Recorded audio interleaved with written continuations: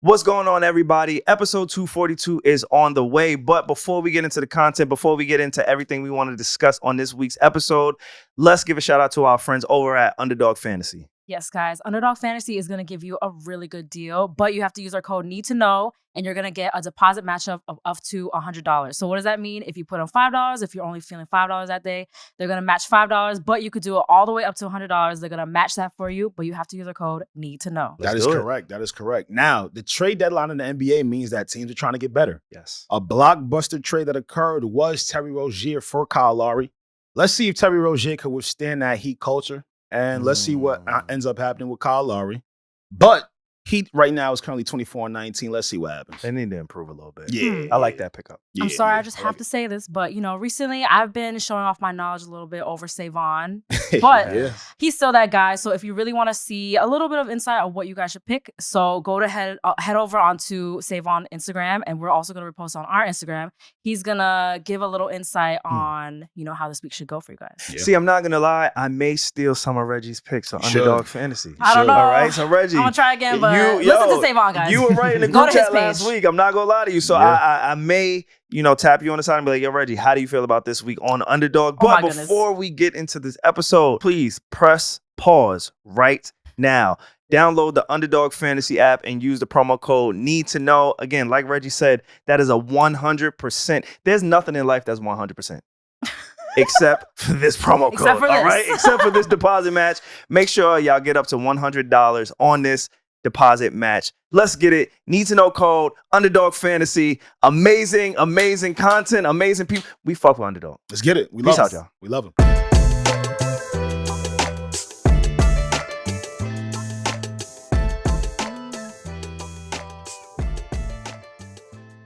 Nah, man, we got to shout them out because it's hard to find people you really like. Or like people that you do business with that you really fuck with. Yeah. So shout out to Underdog Fantasy, man. Yes, absolutely.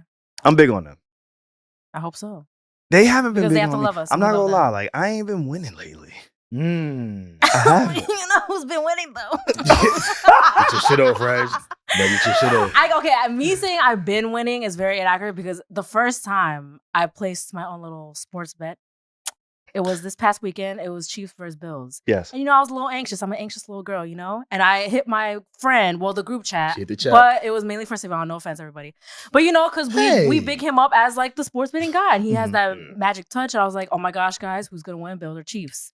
And then this man to my left says Bills. I got the Bills. That's what I said. And also, Alex, you said too. You were like, I want the Bills to win. I'm tired of Mahomes winning. Man. No, and I was just like, okay, then fuck me then because I picked the Chiefs. She did. Yeah. But then now I see why you guys love sports because after the Chiefs won, I immediately hit the chat. It makes everything better. So, it was so fun. I was like, oh my gosh. It's actually kind of thrilling. Yeah. Right? Like talking shit. I understand why. Because I don't really talk a lot of shit, but now. It kind of like when you bet, it adds to the game. Yeah. Right? Like your blood pressure start going up and down. It's so bad I love that shit. On the weeks where I don't bet or can't bet, like I don't even want to watch the sport as much. Oh, you're gone. I'm gone. Yeah. That's not healthy. There's no return. Oh, because you love sports. Don't make it forget. Don't let it make you forget that you actually love. You know what I love sports? more than sports?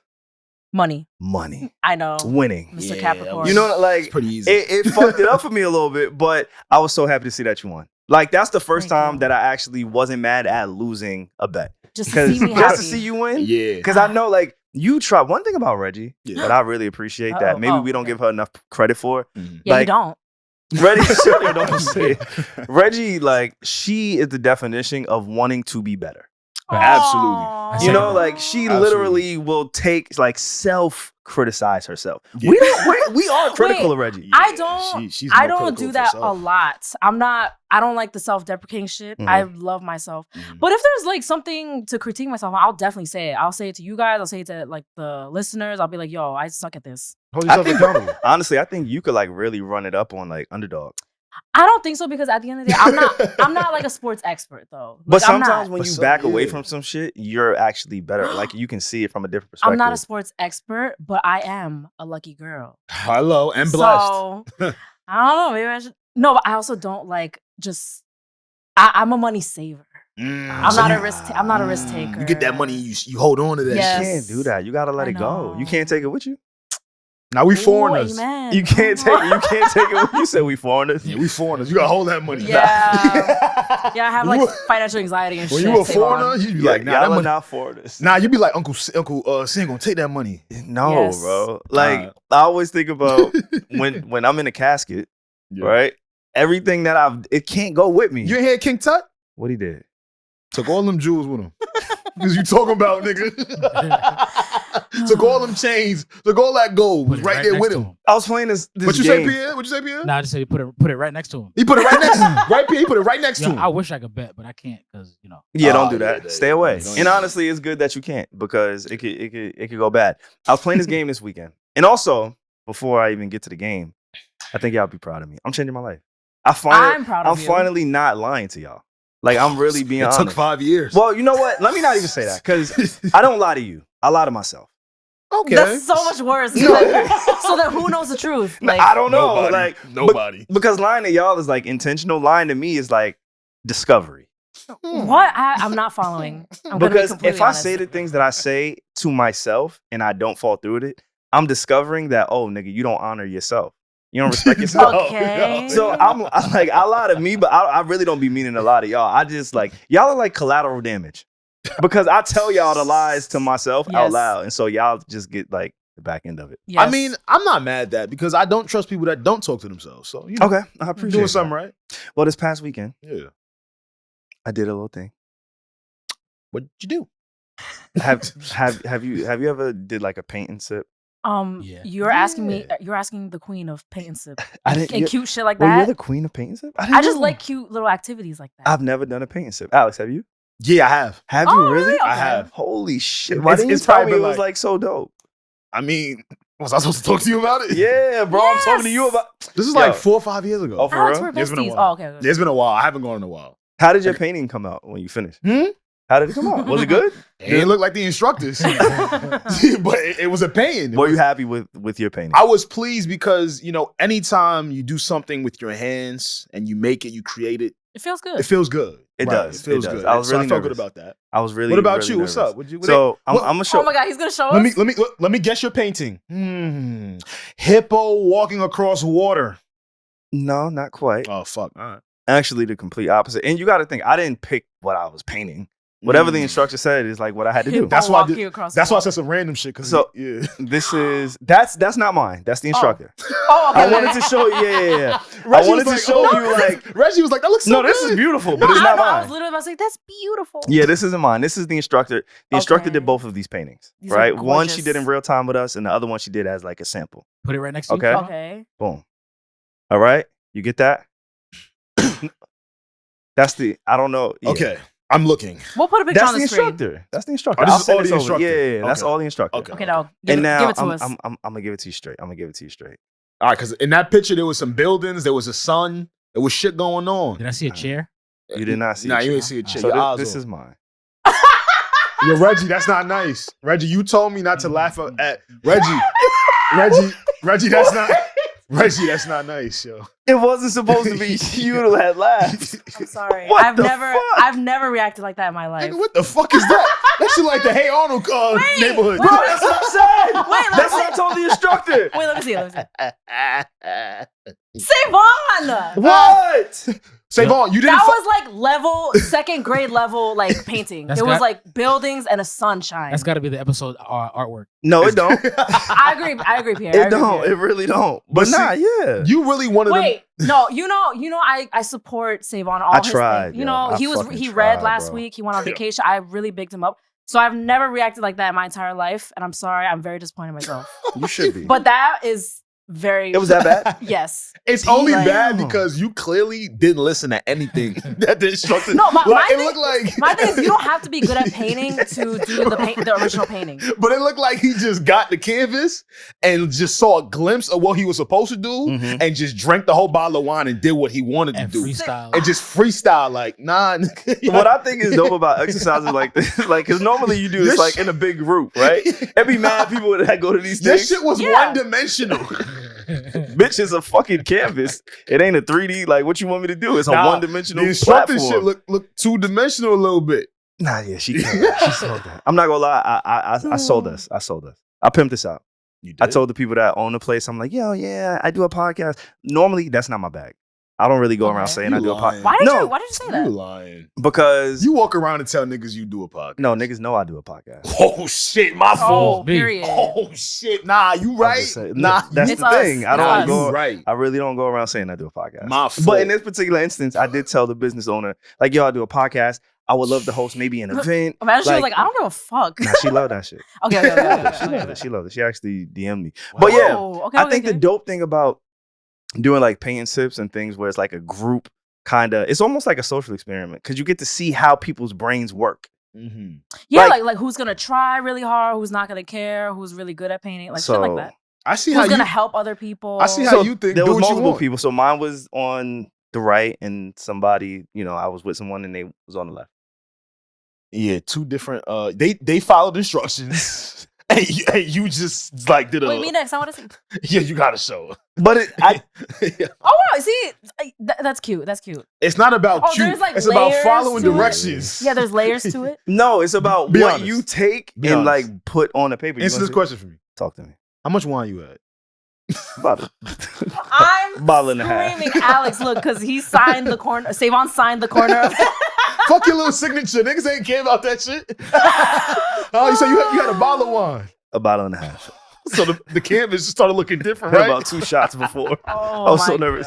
So, Regi won off bets this weekend. Yeah. And I won that shit. And you drank wine and didn't follow directions. Mm-hmm. What'd you do? What'd you get into this? I was real simple. My car was down. All right. So, yeah, I hang with family. Not the with Bugattis. friends. Oh, you were forced to be with your family? Football, yeah, I was forced. Yeah. No, I was definitely forced. Okay. I didn't know what to do. Like, when you don't have a car, you got to see your family. Because Alex loves like moving around and shit like that. I was humbled this weekend. Yeah. You know what I'm saying? I was humbled this weekend. Luckily, my car is fixed now. No need to fret or worry. Okay. That's how I arrived today. That's good. But I said all of that to say, y'all was trading places or something this week? Yes, we were. I didn't watch no football either. That's crazy. Oh my goodness. Oh, what kind of wife swap What is is going this? I've been spending too much time with SaVon because damn. You on the rub I was in the group chat like, yo, are you guys watching the game? I ain't gonna lie, man. SaVon, you turned 30 and I just started buying vitamins. Did you really? Yeah. Like, when your people, get older, they affect you too. So I'm on my shit now. I'm on my shit now. I ran up in there, got me some vitamins. He's not lying. He showed me his vitamins. I did. Which vitamins Very you proud. get? Which ones you get? You asking a lot of questions. It's like a multivitamin. Multivitamin Yes, joint. it's like a I also have a little immune support Annihilator. It tastes like shit. It tastes like Tylenol injected into Annihilator, but you know. Shout out to you turning 30 for changing my life. Appreciate that. The things we do for health. My birthday too, nigga. Also, me turning 30, like I'm really trying some shit. So this Friday, and I offer this to Alex and Regi as well. I'm signing up for a 5K Spartan Race. Oh my gosh. I'm signing up. No, you're not, bro. I have the link. I'm dead ass starting to try. I'm starting a 5K Spartan Race. Alex, yes, he is, because we just talked about how SaVon is an extremist. So it'd be like, hey, SaVon, I'll be like, SaVon, on the weekends, you want to start going for runs? Let's do, let's work out together. He'll be like, no, I'm doing a fucking Spartan race. Like, so wait, when is I'm doing it? When is the end of April? When is I'm doing it? April 27th, April 28th. Spartan race. That's my birthday. I'm going crazy. So you gonna raw dog it or you gonna No. I'm gonna preparing. prepare? No. One thing about me, I ain't. Wait, you have to cancel it. So that's my birthday. So can you explain to the people what a Spartan race a Spartan entails? Race is like, first off, and traditionally speaking, it's some white people shit. Dope. Shout out to the white folks. Y'all know how to really push your bodies and your mind. Salute. So basically, it's an obstacle course. It's like ninja shit. Like it really is. It's like I know for a fact they created it, but like black people, we always got to remix it. So they did the 5K, and then we was like, yo, throw some mud. Wait. Throw a rope. Like we just start throwing shit in the race, and now it's like a thing where you really push yourself. And you challenge yourself. It's you like go with your friends. Really intense obstacle course, Alex. Yeah. I feel like you're trying to prove to yourself that you're 30. Like, nigga. No, like, what is your reasoning? Like, I just want to know the motive. I support you either way, friend. But like, why? Shit. Like, this nigga's also you because want me to really be honest with you? Yes. So when I went to Puerto Rico, we did a hike. I feel like I know where this is going. We did a hike. It was a bunch of us, a group of 6 of us. We did a hike. And I think I might have talked about one of my friends. He's like super athletic. He's great. Like he's a fucking super. He's a boxer. Yeah, boxer, Olympian, all that good stuff. The one that went up to the girls and was like, "¿Cómo estás?" Yes, yes. That's what my you're supposed God, to do. shout That's out what you're to supposed AJ, to do. man. That's my boy. So But so we went on this hike, and then there was one point where we had to jump off like this cliff, and it was a waterfall. It was really dope. And he was in front of me to jump off of the cliff, and in order to get up to the cliff, you had to propel yourself to like get on the ledge, right? AJ proceeded to, and I didn't tell him this. I was just watching. Yeah. Impressed. AJ comes up, and have you ever seen 22 Jump Street? Not 21, but 22. I literally just watched that last week. Do you remember Really? the parkour scene? Yeah, it was going hard. Do you remember? I don't. Channing Tatum, they were trying to get into like the second story of a building. Oh no, I know exactly what you're saying. And then Jonah Hill was like, "Oh, fuck!" Like he He was struggling to get to the second floor, and Channing Tatum just did some parkour and get up there. He just jumped up there. That was how I felt watching AJ do this hike. He was Channing, and I was Jonah Hill. I hate how this inspiration came from you comparing yourself to somebody. Well, sometimes like of course. Read them like a book. You got to think about extremes. If the aliens were to come today, could I like survive?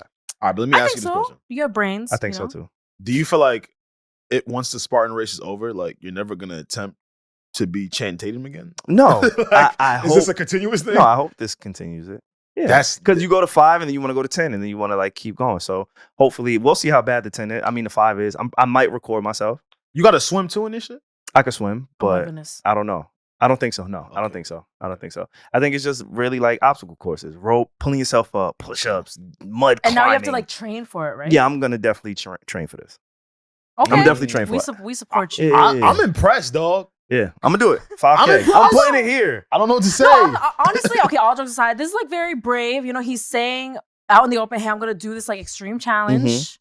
I'm proud of you. Thank you. Yeah, I'm Thank proud. you. But if you don't finish, I'm cutting your ass. First episode back. Actually, I'm not doing that because I could never make fun of somebody for physical things because I could barely do that shit. So. Yeah, but nigga like me can't. So, so I'm gonna tell you right now, you better go finish that shit. No, I'm gonna bring one of them old school camcorders. Well, I'm inviting y'all to join me. Oh nah, brother, I do push-ups. That is my birthday weekend. Okay, Oh, you're right. SaVon. You know what? You're right. It is You're right. a national You're right. holiday for me. You're right. For me. I'm not mad at that. I'm not mad at that. Ah. But yeah, 5K. But see, like, you're just a very goal-oriented person because anybody else would be like, hey, the new year, I'm going to just be a little more fit, work out a little bit more. But no, this man is signing for a freaking Spartan race. Are you trying to turn into a vigilante? Do you want to be Batman?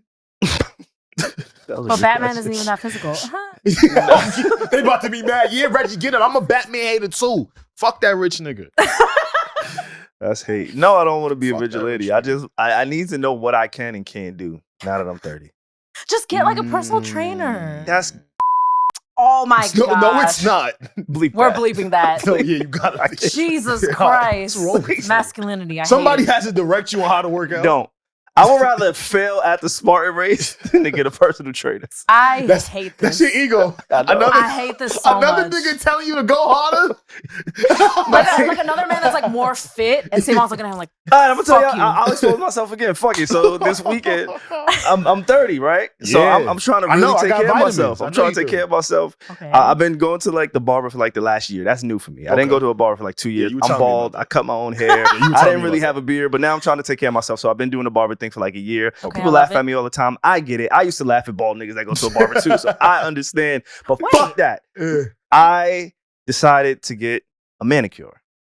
Oh yeah, fire. Oh, I my decided to God. get a manicure. Welcome. We've been on that. This is a good thing. SaVon. I do Yeah. my own shit, but I got it buffed. Like she asked me, Same. all right, so wait, listen, I had a Okay. challenge.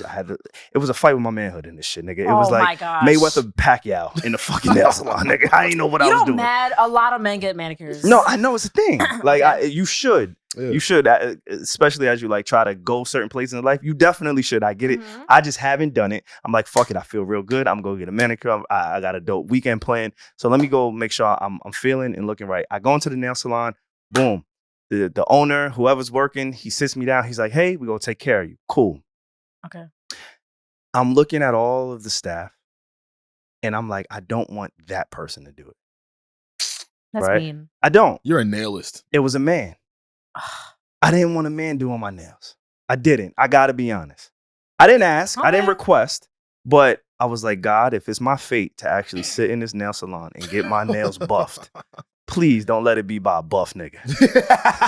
Just let me get my shit buffed by somebody who has gentle hands, soft hands, smaller hands than mine.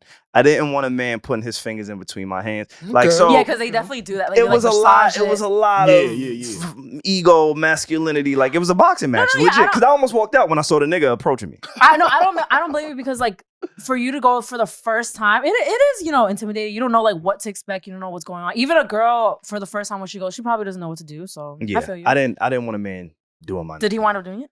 No, absolutely not. Oh my gosh! You waited in there for 3 hours. I waited for in the there joint for to pull 2 up. hours and 28 minutes for young Mindy.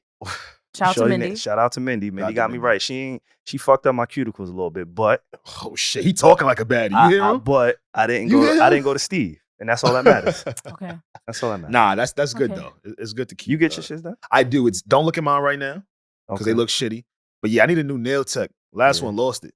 Word? Yeah, lost it. How you feel about men that do that? I love it. Like, why? I see no issue with it. And no, actually, like when I notice a man has his nails done, like I definitely notice it. Like I noticed Joe, he had like a manicure, he had like a clear coat, and his cuticles look beautiful. So it's a good thing. I'm telling you, when girls notice that, they'll be like, "Oh wow, this is nice." Exactly. Like if I'm gonna touch on some pussy, finger's gonna be clean. Your hands have to look nice. Right? Yeah. Like, don't right save me, but yeah. Yeah. Why would I touch crusty fingers if I was to get into something like that? You both don't have crusty fingers to begin with anyway. Thanks, so Regi. You could go without getting manicures. No, I can't, but thank you. Thank you. Thank you I very appreciate much. that. It means a lot. With that being said, we did not introduce this podcast last week. So many updates. What you need to know, when you need to know on the Need to Know podcast. I know we got a ton of new people here. We appreciate y'all. We thank y'all.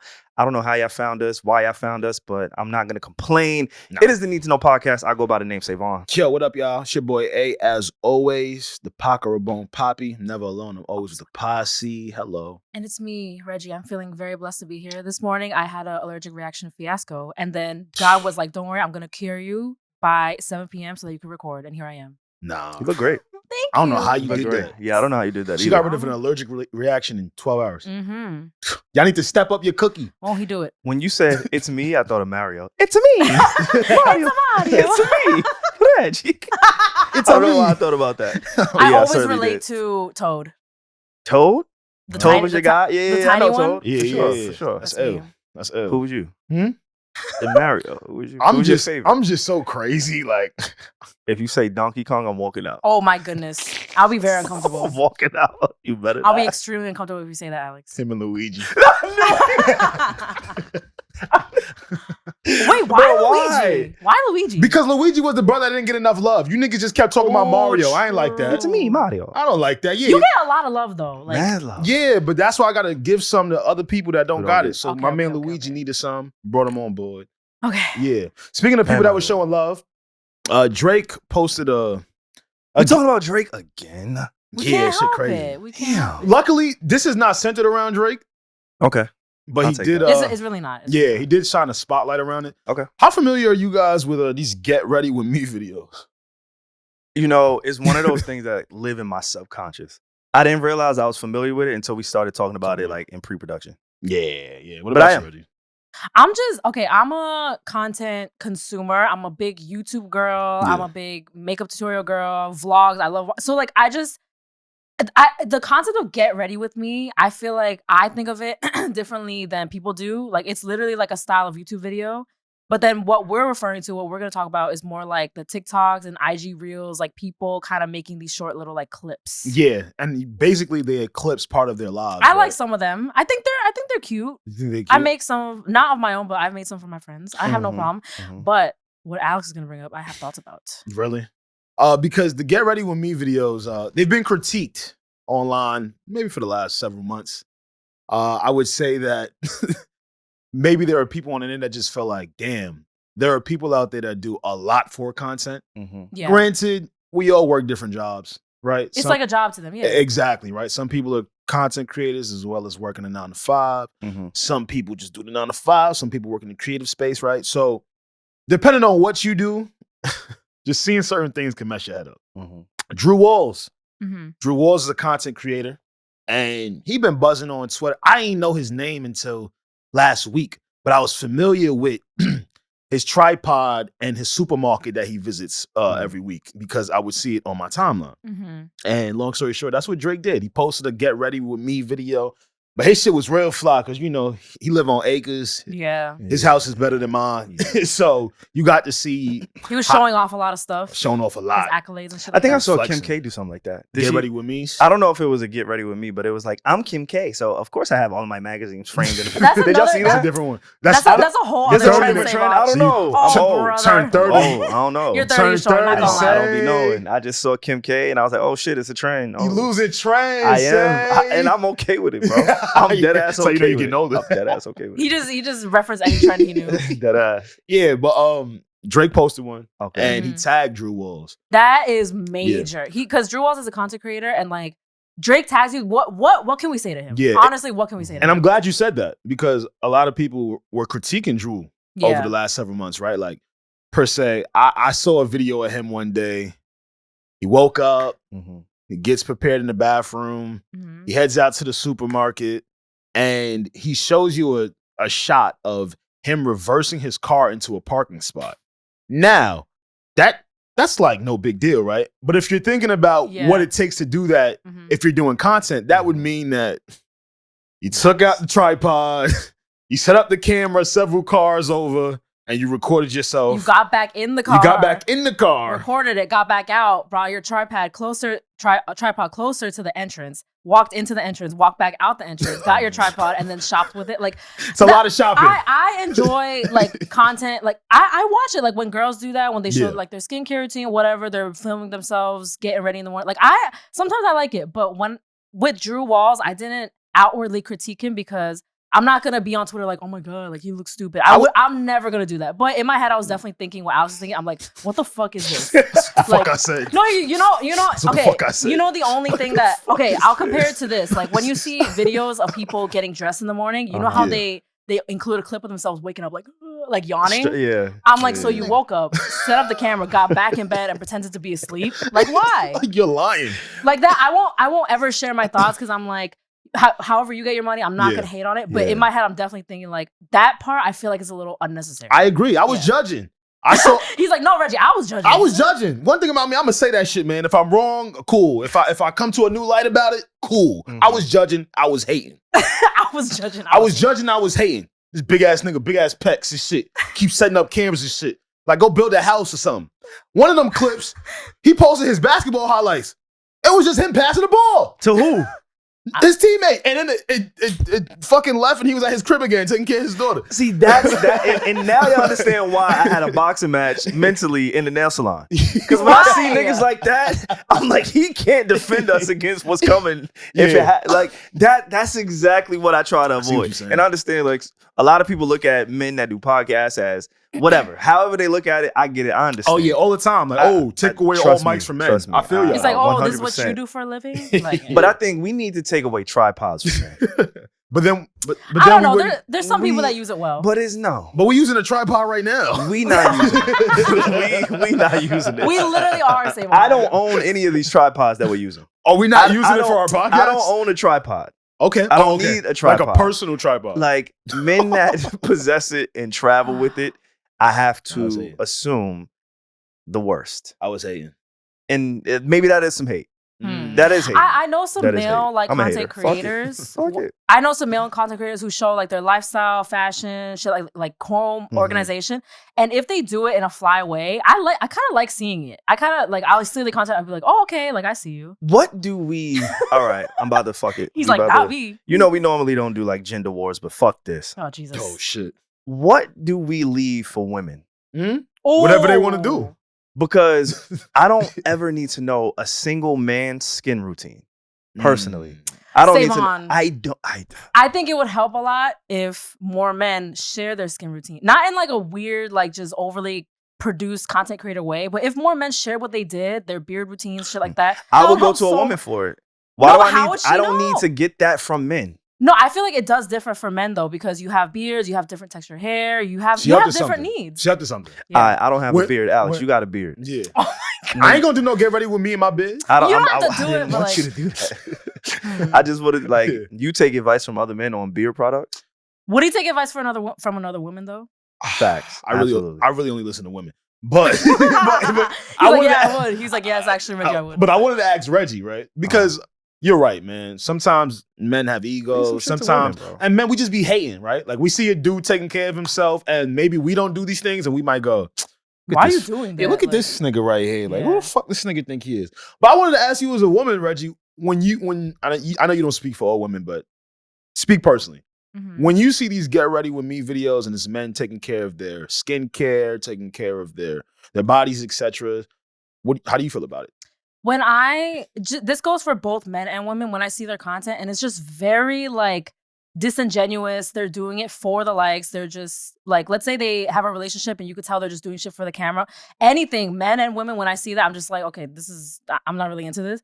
But when I see even like a man just kind of like sharing his tips, maybe he's trying to grow back his hair. Like, cause I've like brushed past like a few TikTok videos of like men like sharing their tips on hair, like hygiene, shit like that. I think that's dope. Like, why wouldn't you just like watch that and like have some tips? Is that weird? Like for you guys to watch that? Yeah, I'm not watching. But see, this is. Oh my god! Then where would you like learn though? Not that you only can learn from the internet. I was gonna say before TikTok, there was things to learn. I would go to my doctor if I needed to regrow my hair.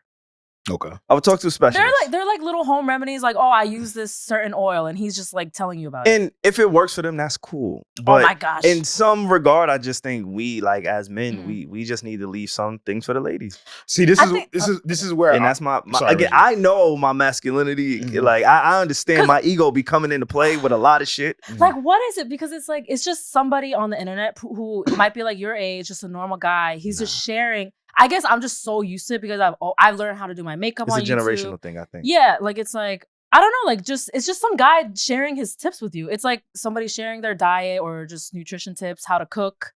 Like what is it? Like why is it like weird for you to like take tips from like maybe because I don't want to be friends with those type of people.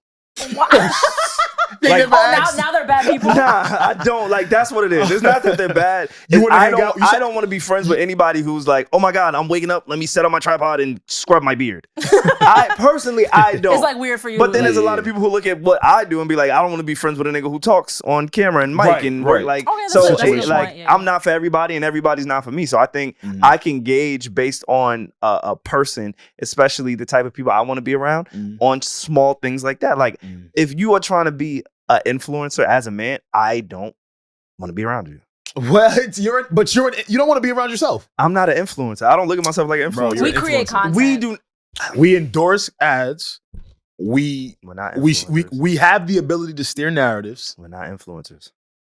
I'm gonna Google it. But you heard what I just said. We have the ability to steer narratives, and we endorse products and brands. I thought that's what influencers We're all familiar do. with Los Angeles. We're all familiar with what that culture is, influence culture is. Yeah. Do we have influence to some degree? Sure. Maybe. Of course. Yeah. That's what comes with what it is that we do. But the goal of an influencer is to sell lifestyle, is to sell yourself. A person with the ability to influence potential buyers of a product or service by promoting or recommending the items on social media. What you talking about? That's what we fucking do. I don't subscribe to it. But okay, this is where it changes for me. Okay. I'm phony as shit. I ain't mad at that nigga no more. I'm gonna tell you why I ain't mad at Mr. Walls. I was watching football and I'm on Twitter and I see Drew Walls has a partnership with the NFL. Shout out to him for that. So now he was getting ready to watch the football game. You know, they gave him the logos. It was Texans versus the Ravens. And then I was like, you know what? Let me shut my little ass up. And that's where it changes for me, right? Where it's like, all right, cool. Let me turn off my ego a little bit, like, because if you get in the bag for this, let me shut the fuck up. If you getting money for this, I can't look in your pocket. I think we could respect what influencers do, especially because it's 2024. Like, jobs have changed. Like, people really, this is how they make their livelihood. We could respect it, but we could also find it cringy as well. Yeah, for sure. Yeah, because I definitely find both men and women, some of their content is definitely cringy. Sometimes I don't think all of it is necessary, but hey, however you get your money, it's whatever. All I'm saying is, if you want me to go on my crib, put on a wife beater, and then caption it, hey, the Chiefs are playing the so-and-so at 4 p.m. and you give me a bag, I can't hate on you. That's pretty lit. No, I'm not.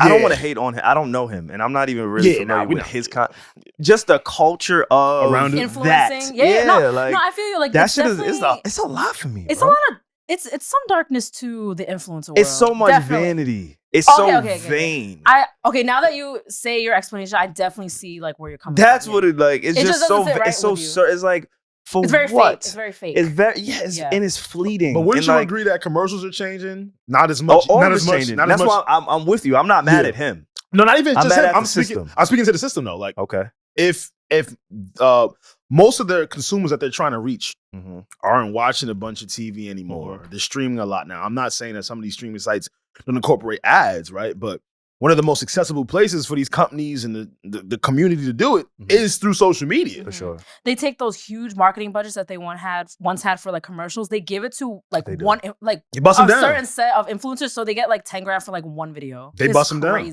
And I'm happy for them because it changes lives. So I'm not mad at I get what you're saying. Influencers are our cousins, bro. I'm fucking influencers and podcasters are cousins. They are, and I'll give that. We're in the same family. All right, but there's some family members who go on to be lawyers, and there's some families who go on to be fucking drug addicts. That's crazy. That's not drug. There's some niggas that do it differently. He's basically saying like I don't claim them. Not only that's my cousin from another mother. On my third, like that's my third cousin. That's the cousin. Like if I ran into outside in public at the bar, like it's just a hey, what up? I'm not really chopping it with you, my nigga. No, but I get you because when you said SaVon that it's like your reason is like it's like kind of it's vanity, it's very shallow. Yes, shallow. That's why I said like when I could tell somebody's content is very just fake and disingenuous, like their content is bad. Yeah, but sometimes it's really fire. And like sometimes it takes someone in the space that people identify with, right? Like a Drake.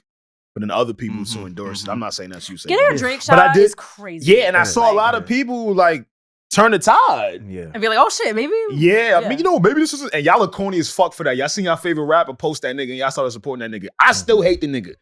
All right? I just don't hate him as much because he getting money. I can't be mad at that. I ain't mad at that. Oh my God, imagine we have him on the pod. That'd be so shout out to Drew though. That would be so funny. That'd be fire. Shout out to Drew, man. Yeah. I think that's why Mos Def called Drake a pop star. He was shopping. I think that's what it is. He was shopping it's shit like this. Like so many SKUs. I think Cat Williams really made it even easier for me to identify like the marketing from the real, from the machine, from the independent, from the people versus the corporations, right? And so like Kevin Hart and Drake, I will put them with the machine and the corporations. I don't think anybody would dispute that. But then we have a Mos Def and a Cat Williams who I think they would be in a whole different bracket. So when I hear Mos Def say the things that he says about Drake, I think Drake almost proves it when he does things like this. Not saying it's not hip hop. I'm not trying to who the fuck am I to say what's hip hop and what's not? Yeah. Mos Def, he can. I know my place. I can't. But I can make an observation and I can comment and kind of analyze what it is that he said and what he meant by that. And when I see Drake do things like this, is like who you are, what your message, what you stand for. You don't need to do anything like the shit that you do. It's like you have to always maintain your relevancy. Mm-hmm. You always have to play down to the kids or the trends. Like, what the fuck are you? Who the fuck are you? Is what Mos Def is probably looking at. The same way Cat Williams is like, it didn't happen with Kevin Hart. Kevin Hart is not the guy that you think him to be, but we have these infrastructures in place that make these people over in the corporation and the machine feel and appeal a certain way compared to the people who really do this for the love, the art, the craft, and maybe not have the support that the other side has. I see what you're saying, but I feel like lines get a little blurred. Talk to me. And I'll explain why. It's all a blur. The tour. Y'all didn't appreciate that enough, and I hate that. No, I did. They don't catch it. I was waiting for you guys to be like, did. Ooh. No. I liked it. Okay, moving on. I thought Mos Def was a recluse. I thought he was in hiding. I don't know if you guys I don't know what your algorithms are pushing. Outside. I didn't see Mos Def every fucking where.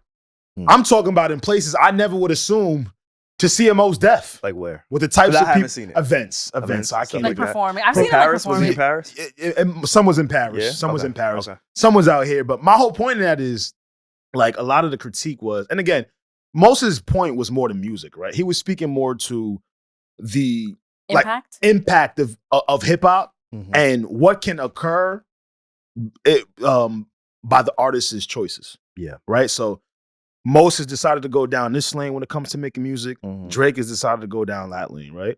I completely understand that. See, now what allows to get a little blurred is, does your music reflect how you actually move on an everyday basis once the starlight gets on you, and I'm not going to say that Mos Def is a sellout.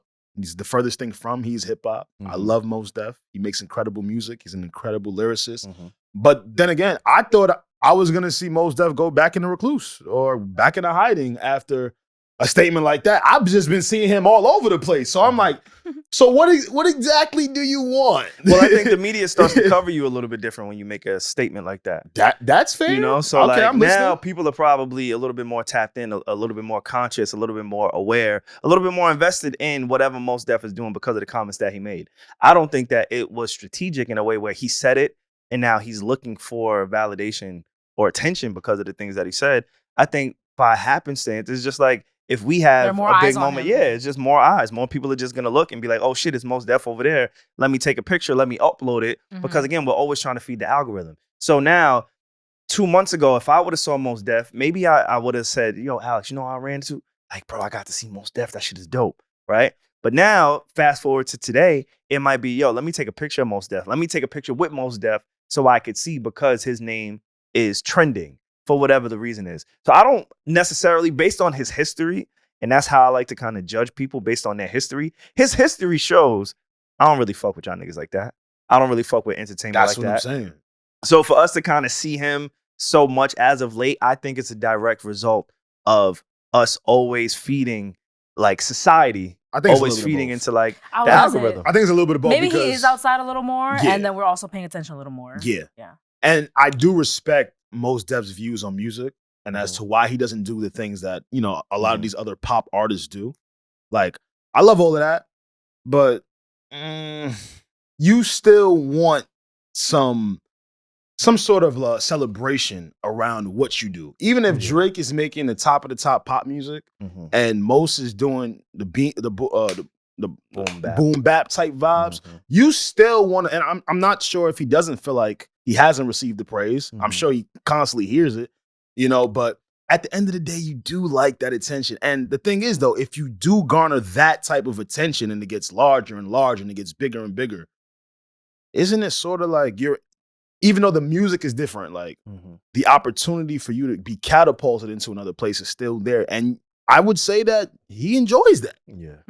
So. Like he was into it. He was into it this weekend. He was into all the attention and the love. And there's no problem with that. Like pop stars. I'm not gonna lie to you. There's nothing wrong with that. Alex cannot help it. So me and Alex's friendship started, it was rooted in Drake. I don't know if we have ever like really explained that. I was talking to somebody this past weekend. Yo, that's crazy. And I was telling them like me and Alex really connected over doing a track by track album review of Views.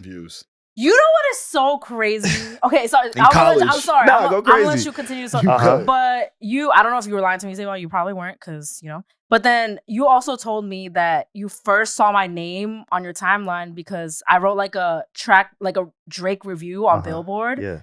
And you said that was one of the first times that you like read my work, and then you followed me, and then you're like, oh, I'd love to work together one day. I don't know how, in what capacity. That's a fact. Shout out to Drake for bringing this pod together. Damn it. Yeah, salute. Okay, sorry. Continue. That's real shit. You literally That's told me that. legit. I remember. You're like, I read your Drake article. I did. Okay, continue. But no, like it's just always funny to me because when I first met Alex, he was such a massive Drake fan.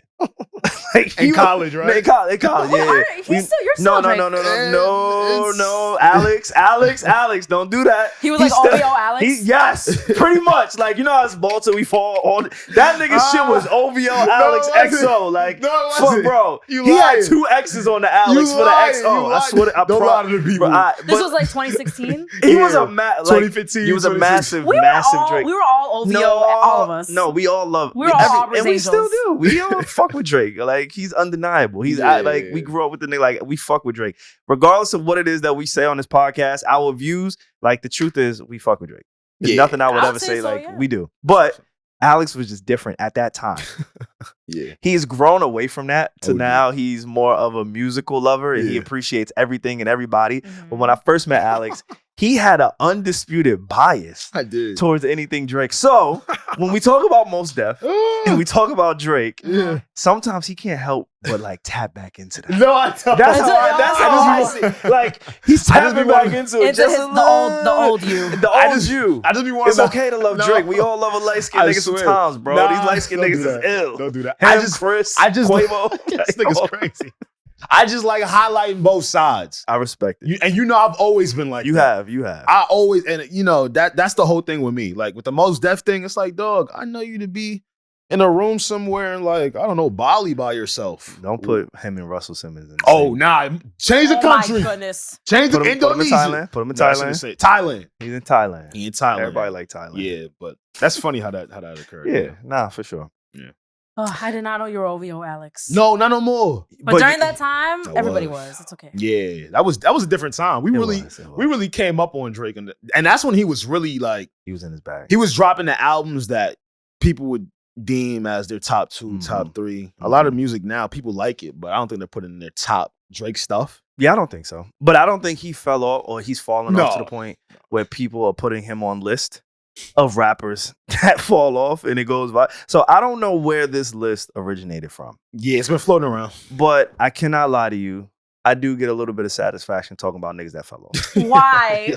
You really do. No, I really do. SaVon is rooting for somebody's downfall at every moment. I want to highlight niggas' downfalls. Why? I don't want to root for it because I don't want nobody to fail. But the media will always skew you to believe that niggas are doing great. Okay. And they really don't be doing nothing.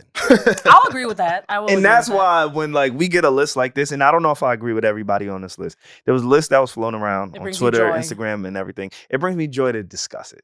It doesn't bring me joy. Look at the smile on your face. He hyped to see a nigga fail. Niggas is ass. This nigga's crazy. For the audio listeners, SaVon cannot stop cheesing right now. He hyped as hell. All 38 teeth. However many teeth you got. But there's a list that was floating around. I don't know where it originated from, but this has been the list like people are operating off of. It's the top 10 rappers that fell off. I'm going to go from 1 to 10. Let's talk about it. I don't know if there's anybody we should add, subtract, but I thought it was a fun list. So fuck it. Let's hear the first. Number 1, we got Bobby Shmurda. At number 1. Number 2, we got Quando Rondo. Number 3, this is interesting. We have Lil Baby. Oh. Number 4, we have NBA Youngboy. Number 5 is Rich Homie Quan. I want you to stop right there. Let's do it. Let's focus on this first 5 right Top 5? Let's do top 5. Do we agree with the top 5 to start? Okay, so top 5. Bobby Shmurda, Quando Rondo, Lil Baby, NBA Youngboy, Rich Homie Quan. Okay, so Rich Homie Quan, for him to be on this list, somebody respects him because he ain't been relevant since I was in college. That's about he ain't been relevant since Rich Gang. Yeah. Okay. So for him to be on this list is honorable. He should be happy that he's even mentioned on this list. I wanted to, the name that stood out to me in that 5 was Lil Baby. Mm-hmm. Lil Baby has, his perception is going down. And when I say his perception is going down, like, I remember y'all getting up on the internet 2 years ago and saying that Lil Baby is having a Lil Wayne run. And as for someone that grew up during the Lil Wayne run, crazy. I never agreed with that statement. I remember what it was like. Like, Wayne was mixtaping you to death. Wayne was killing every feature as he still is to right now. Mm-hmm. So, like, the level of consistency was just way harder, way longer. Pause. So, shit. Oh, wow. Hey, pause the play. My fault, That's y'all. what she said. Yeah, nah, but pause that, though. Harder and longer? And when I first saw it, I'm like, you know what? Has Lil Baby, because I don't like listening to people. I know a majority of the people in the last 2 years or so, maybe since probably Lil Baby put out The Bigger Picture. It's bigger than Black and White. And that was in the pandemic. That was George Floyd, I think. Right? That was like centered around all the killings and stuff like that. And it was dope, right? To see a trap rapper hop in his bag and make a song that was not only relatable to the kids, but also relatable to people that were receiving the message of. And also like what was going on at that point in time, like in the world as well. And Exactly. I remember he was doing a lot of stuff for his community as well. Like For I remember sure. that whole like time period of him. I was like, wow, he's like a superstar. I loved it, you know, and, Mhm. I feel like everybody was calling him a superstar. I feel like the album he put out right after that did really, really well. I remember he went platinum twice in 1 year. So when you listen to Lil Baby's music now, it's regressed a little bit. In what way? I Like, would it's not hitting the say same? I'm gonna get a little technical. I would say beat selection combined with rhyme style combined with flow. It's just not the same hard hitting type of Lil Baby bars or cadence we're accustomed to getting from him. Or is Though- it like, are we too accustomed to getting that same cadence from him that we first loved at first, but now is it like he's not switching it up enough? Or is that not it? I think it's a little bit of both. I would say more so like, you know, when something just sounds good Yeah. and then something just doesn't. Mhm. I would say like a lot of his newer stuff is like that. Though I do like a song he just put out not too long ago. It's called 350. And what made me really think about this was I think maybe his real downfall was when he started denouncing Gunna. Mm. Because for the most part, even though people understood that he wasn't putting out the same music he was putting out prior to pandemic, Mhm. people didn't like that he was making him choose between Gunna and himself. Mm. And for the music fans that just, street niggas, they ain't give a fuck about none of that shit. Street niggas is dying on the hell of, yo, you told, you ratted, we don't give a fuck what you talking about. Mhm. But for the kids that just enjoy music, and to see Gunna put out the album he put out through all of the shit that was on his name and what he had to battle and all of that shit, he put out a better project than Lil Baby has. Mhm. Uh-huh. You know, at least in the last 2 years for sure. It like resonated with people more It than re- Lil Babies. Absolutely. That was a great word, right? It resonated with the people more. So to that question, Bobby Shmurda, I agree with that. Bobby Shmurda had a few attempts and that shit pains my heart. Mhm. Like I thought Bobby Shmurda was just Was about the to come one. outside, come back outside after 7-8 years and just set it Also, 'cause, ablaze. like we lived to see him, Yeah. you know, blow up, then go away for a few years, and we lived to see him come back. So we Mhm. saw all of that, and to Mhm. kind of see how it's playing out, and like you know, he's dropped some like really fun songs, but It's the it's like- not the same. It's the Jonathan Majors effect. Uh-oh. I'm listening. That white pussy gonna take a nigga out every time. Yo, What? this nigga's I ain't gonna crazy. lie. That's why y'all niggas gotta tread carefully. Yo, And I don't even like it. Can't even be worth it. Yeah. R.I.P. to MLK's son. He passed this week. He's fucking white women. No, but he, yo, I'm curious to see where he's gonna take this. So Word. nah, because rest in power. He was 62 years old. He was MLK's youngest son. Do we know if Jonathan Majors attended the wake? Why would he do that? Coretta is his mother. Oh, you're Oh my right. God. You know, I don't know. That was a wild like connection. Yeah, because I thought he was because they do say MLK was fucking with the snow bunnies. I don't believe it. That's the rumors. I If you like, and that's I don't believe it. you don't believe that. I don't believe it. Let's stay on track. Lil Baby. Thank God. Lil Baby. Lil Baby. Lil Baby. Yeah, I think people. It's a classic case to me when you gain too much money. When you gain too much money you're and things happen complacent. too much fast, like things happen too fast. Yeah. Like when you talk about Lil Wayne was born and meant for this. Like from a Yes. young age, Yeah. he was put here. Like I remember that mixtape run. Not only was it crazy because he was claiming to be the best rapper alive, but he really was the best as an underground rapper and mainstream rapper. Yeah, We for only sure. seen that maybe a handful of times, but I think he did it at the highest level. Like 50 you did said, Yeah. 50 did it as well. But even 50, I think 50 was more so a mainstream. Like if you was from New York, if you was tapped into music, But the it mixtapes. was also before the internet.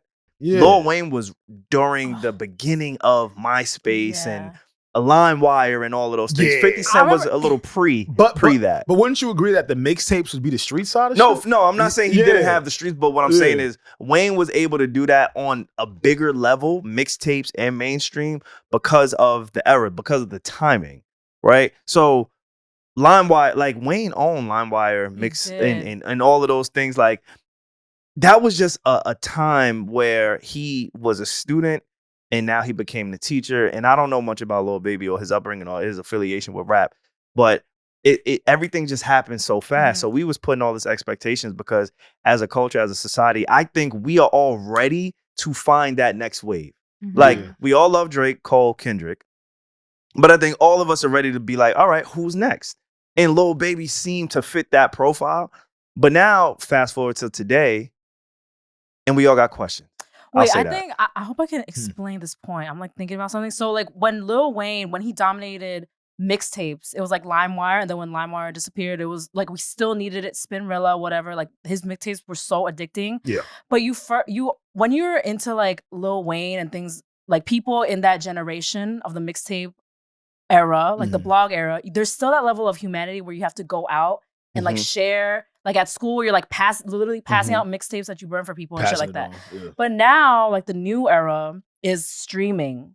So I feel like it's like so digital to where if you're the king of streaming, does that really translate into real life? Yeah. So I feel like that's why we're like, who is the new king or queen? But I feel like we like lost that level of like real life interaction, so it's not really spreading in real life. Facts. Does that make sense? No, it does. It does. Absolutely. Yeah. Because for me to get Lil Wayne's mixtapes, I had to go out of my way, get a virus on my computer. Yes. There you go. Deny all the blocks, the pop-ups and everything, just to get those songs. Like it was actual effort and investment in the music at that time. Now with a Lil Baby, it's like, oh shit, it's on streaming. And I think that's a great point because if we didn't have access to get the artist's music, I think the last artist I could think of where we had to go on like a SoundCloud to really get their music was like a Bryson Tiller. And it creates like a cult following because you actually have to go out of your way. Yeah. It creates a moment. It creates a process. You remember. So something as subtle as LimeWire, a SoundCloud, or not having it directly inserted into your phone, it creates an element of attachment to artists. More effort. Yeah. It's like, I am invested in this artist, so I'm going to do X, Y, and Z just to get this one song. And it may even make the song sound better to you because you feel like, oh shit, I had to go through all of this just to get it. Like The Life of Pablo, I remember when it came out. Remember it was on Tidal. It was some weird crazy release. I remember release where people had like the orange files, cover art, the cover art, all of that. And that was what, maybe 8 years ago, something like that, 2016, 17, 18, whatever the case may be. But it was a moment because I remember getting the leaked version. I remember getting the files and downloading the MP3s to get it on my phone. Like there was a process and an investment in the music where now I wake up and every Friday I know I'm going to get a song from X, Y, and Z. If I like it, cool. Maybe I'll add it. If I don't like it, I will literally never hear of it again. And I feel like Lil Baby, he kind of skipped the development of a strong following of a base. I see what you're saying, but I would say his base would be a lot of the youth. And again, to your streaming point, though, I agree with it because I think because all the music is in our phone and it's super accessible, and like we said, it's not as hard to go get some new music. I think they don't allow grace for an artist to put out some whack shit. Like if I gave you Roddy Ricch, that's exactly what happened. And I'm glad you're gonna keep reading, right? And after I make this point, SaVon, I want you to read the rest of the list, right? If I gave y'all some flock, some heat for the last several years, let me put a dud out. Let me put a dud out. Just come on, guys. Just give me one I can afford to put a dud out. Like, damn, they turn on you so fucking fast.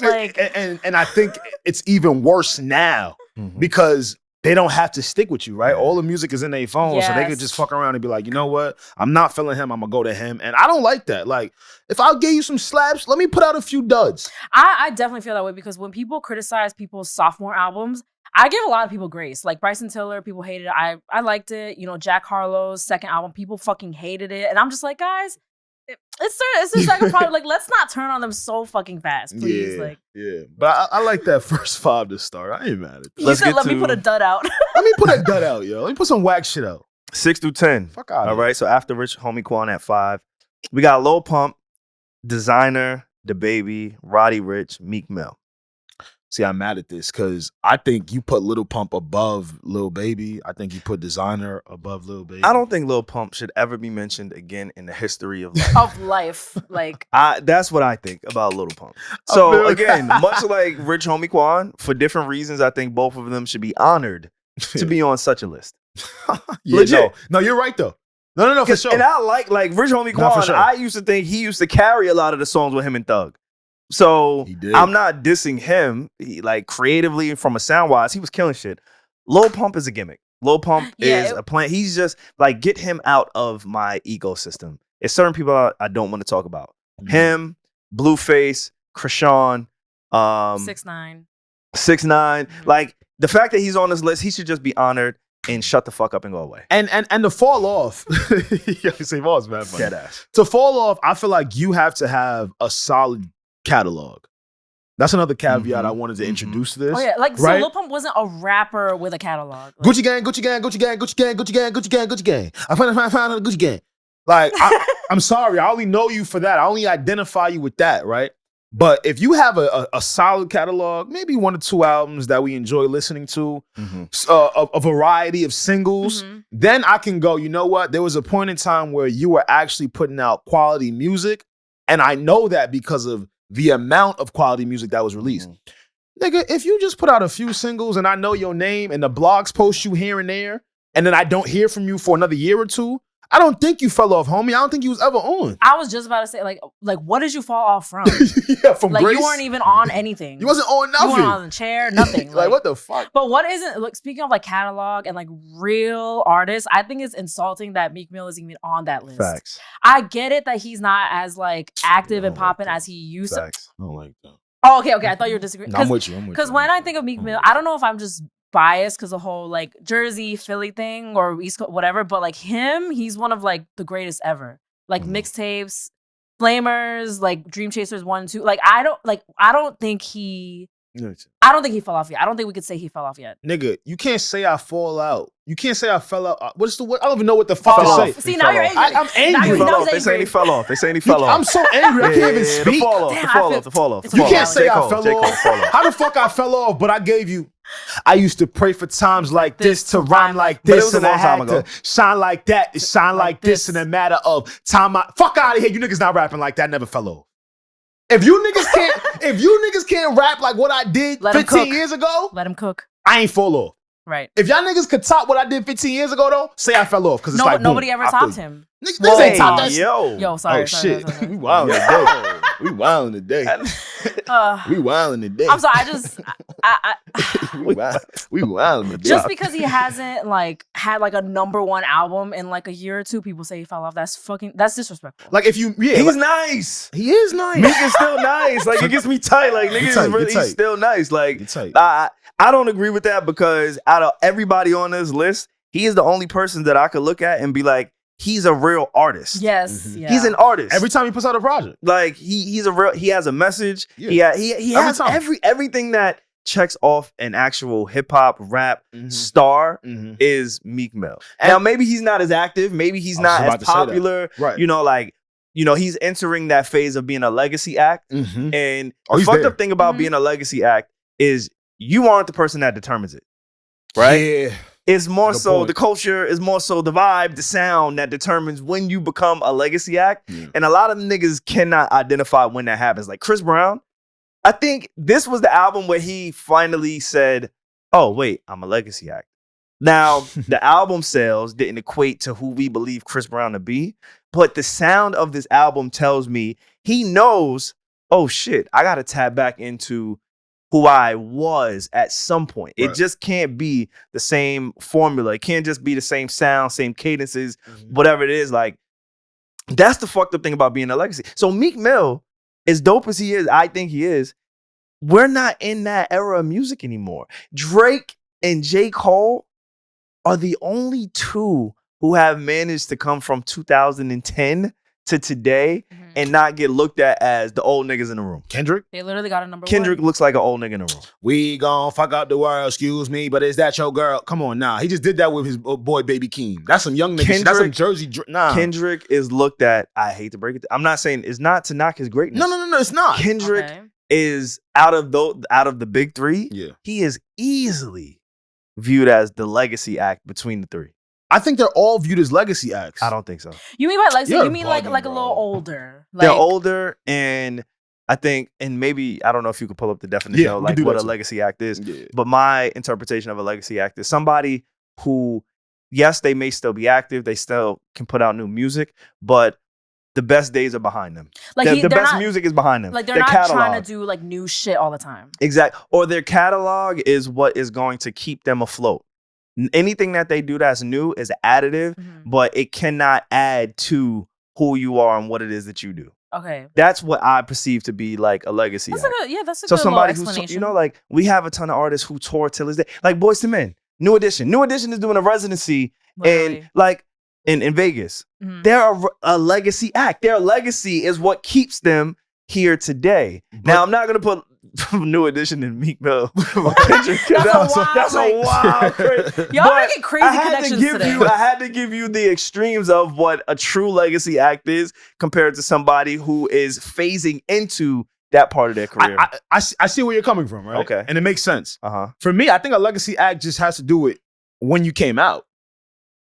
Real shit. And you view Drake as a legacy act? For sure. Okay. He's a legacy act that consistently puts out music that his current base likes because why? He caters to them. We didn't get a definition? Right? I'll look it up. I couldn't find one. Like a solid definition. Yeah, I couldn't find a solid one. It was one on Reddit. I didn't want to trust it. I think Drake counts to me as a legacy act because he could retire today and we could have a greatest hits from him. Solely off of what he's released. It will literally be like a legendary greatest hits album. I'm telling you. Yeah. And we could still do the same for J. Cole. We could still do the same with Kendrick.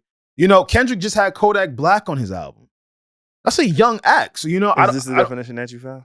Yeah, Reddit.com. Yeah. You don't like it? You don't like it? Is it?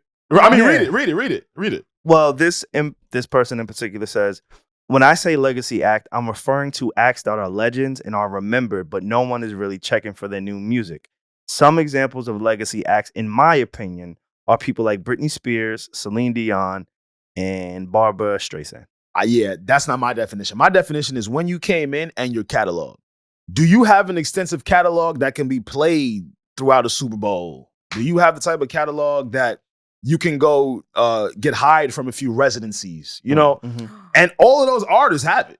Wait, I have a question. If they stopped right now, I have like a technical question. So what about, but also this is difficult because he's a fucking anomaly. What about Usher? Because legacy act. I know, but SaVon said like your best days are behind you, but it's like he's still exactly. I feel like right now are his best days though.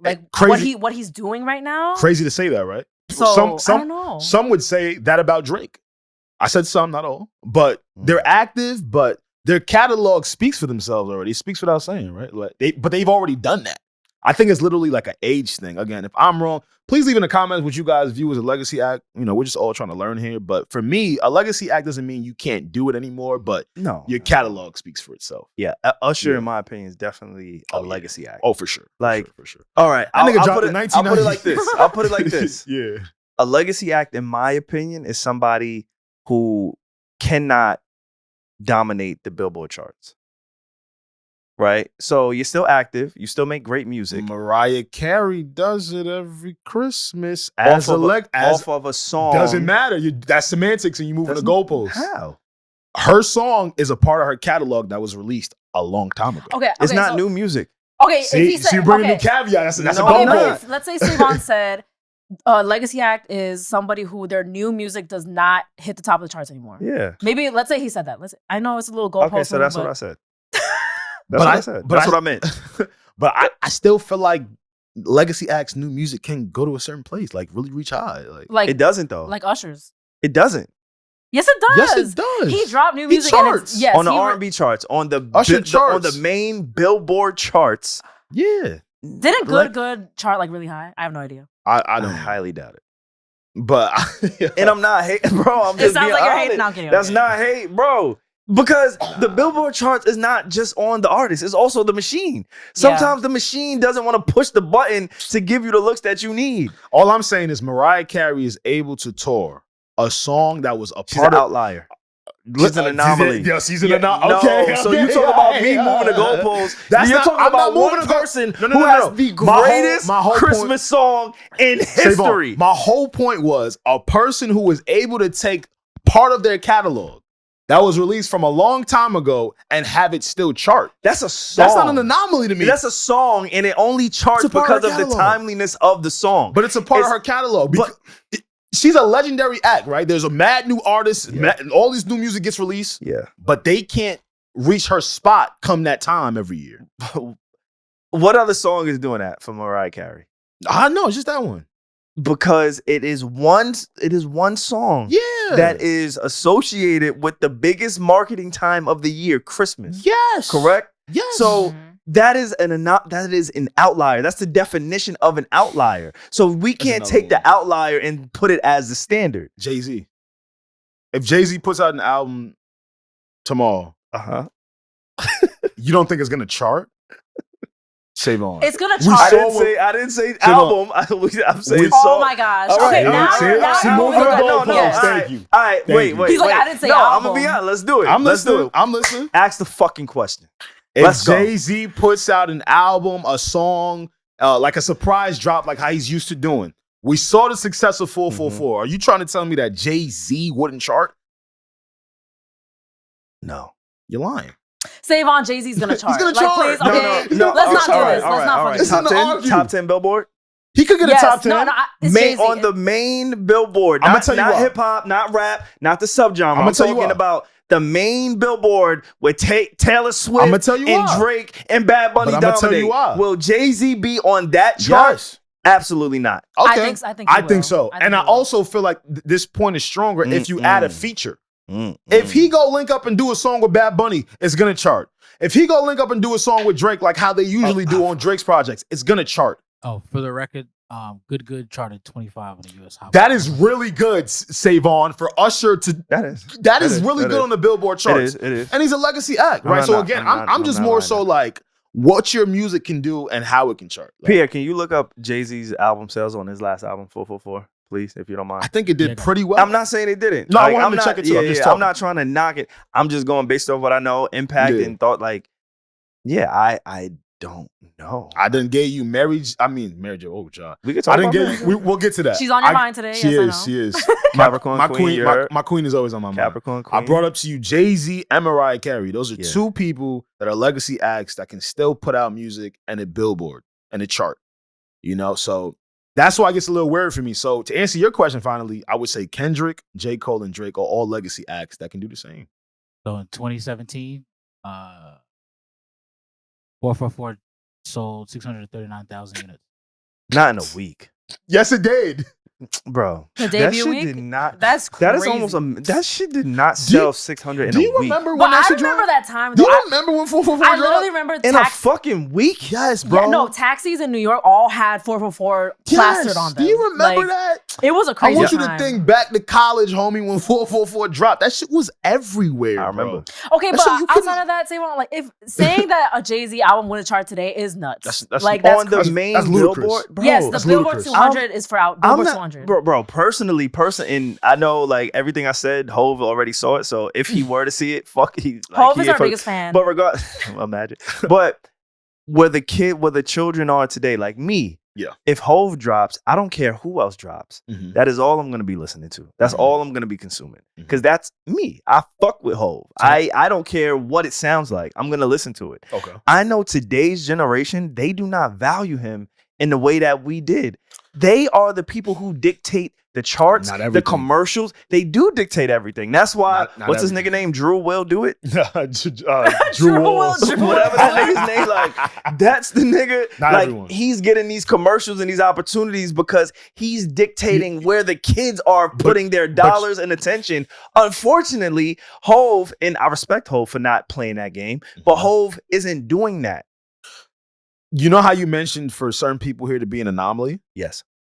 The Jay-Z's of the world are an anomaly in the sense of I hope so. Their crowd, their fan base, because of the fandom that they share for Jay-Z, will propel them to those numbers. Yeah, I don't think, normally, to answer your point, normally you're right. The kids do dictate what it is. Yeah. I get it for sure. But those types of anomalies don't need that. Like Jay-Z not appealing to Gen Z, it does not matter. Like it doesn't matter. He's always gonna be good.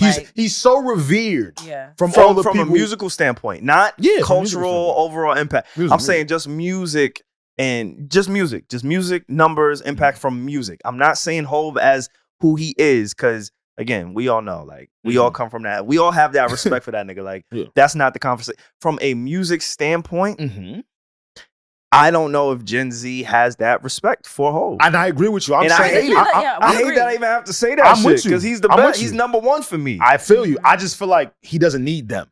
So remember I said 2017 it sold 636. The first week, so that was the whole year. The first week, it did 262. That's solid. That's amazing. That's really good. Today, that would be amazing. Then it was great too. I'm not gonna knock that. Yeah. And again, I'm not trying to sit here and poke holes at Hov, but I don't know if he's moving the needle the way that our generation believes he's moving the needle. Like, I read an article the other day, and somebody was like, "Yo, Beyonce's husband."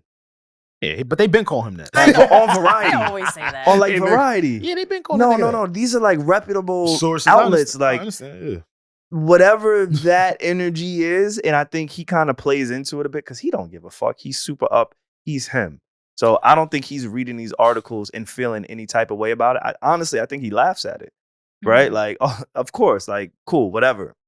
But I think the generation under us I don't think they give him the respect that they don't. He don't. deserves. I think they don't always agree with that. Yeah, I want to be clear though. Yeah. He doesn't need them.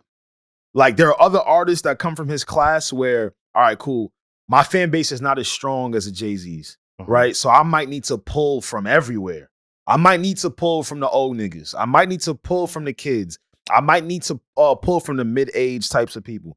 Hov's people are going to show out for Hov every single time. I'm not mad at that, and I agree. And I think if Jay-Z was still, actively pursuing music, I think that would matter to him. But since he's not, like, I'm doing stuff that's way more important and, way more lucrative. Yeah. Yeah, that's a good point. How y'all feel about that list before we go to another list? Because I got another list and it only consists of like one nigga. It's not a list. That's just a statement. That's just a bullet point. Like, that's not a list. It's a list in my head. But how y'all feel about that rap list? I'm tight about Meek being on there and Lil Baby. I don't like Lil Baby and Meek being on there because, again, I don't like Lil Baby being so high. Yeah, but he's on the list because he fell off. He's falling off. Yeah, he has. He's falling off a little bit. Falling off a little bit. His tour even said that. And that's really how we kind of understand. Yeah, and again, I'm not knocking Lil Baby. Like, we respect what it is, but we gotta tell the truth. The truth is, if you can't sell out units, if you can't sell out arenas, if you can't put asses in seats, your value has to be reviewed. But even the cities that he wasn't able to sell out, it were smaller cities. Don't matter. To an extent, it does. We said he was him next. Nah. We, as a culture, said he was the fucking predecessor of Drake, Kendrick, and Cole. That means you should sell out every single city you have tickets for. Nah, I don't think so. Do you know who we were comparing this nigga to? No, Do you know if Drake said, I'm going to do 500,000 in Iowa, Idaho, but that 500,000 will be sold out. Lil Baby has a dope catalog right now, but he doesn't have a Drake catalog. So that's to my point, right? Like, a Drake reaches way more people because of the variety and the different types of music. That's true. Right? The type of music Lil Baby makes is like, dog, you might not sell out in Montana. Yeah, but before all this happened, we were saying that Lil Baby is the next GOAT. Like, I remember people were saying that. Like, absolutely. 2018 era, like, but then now we don't know.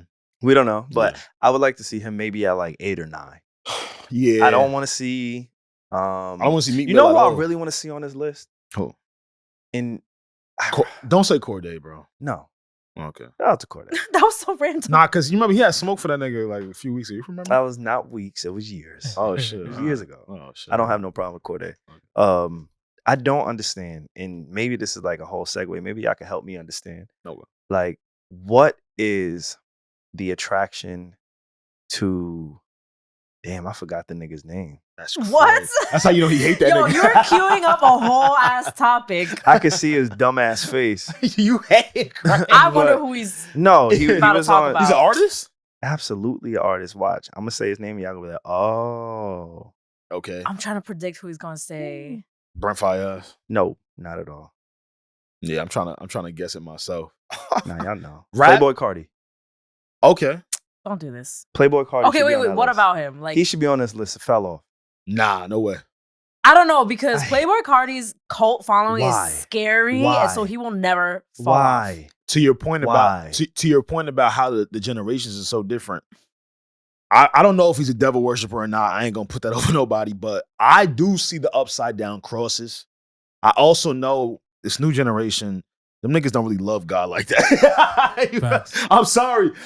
Salute to the ones that do, though, because I do. Honestly, like, and listen, you can believe in whatever you want to believe. This ain't the conversation I'm having, but the conversation I am having is, when you get a artist that is really mysterious, like you don't know what he's doing, you don't know, he doesn't post on Instagram a ton, he barely releases music, and then most importantly, he has like this Kanye effect where he'll constantly tease his fan base like, yo, new music coming, snippets, and they never get it.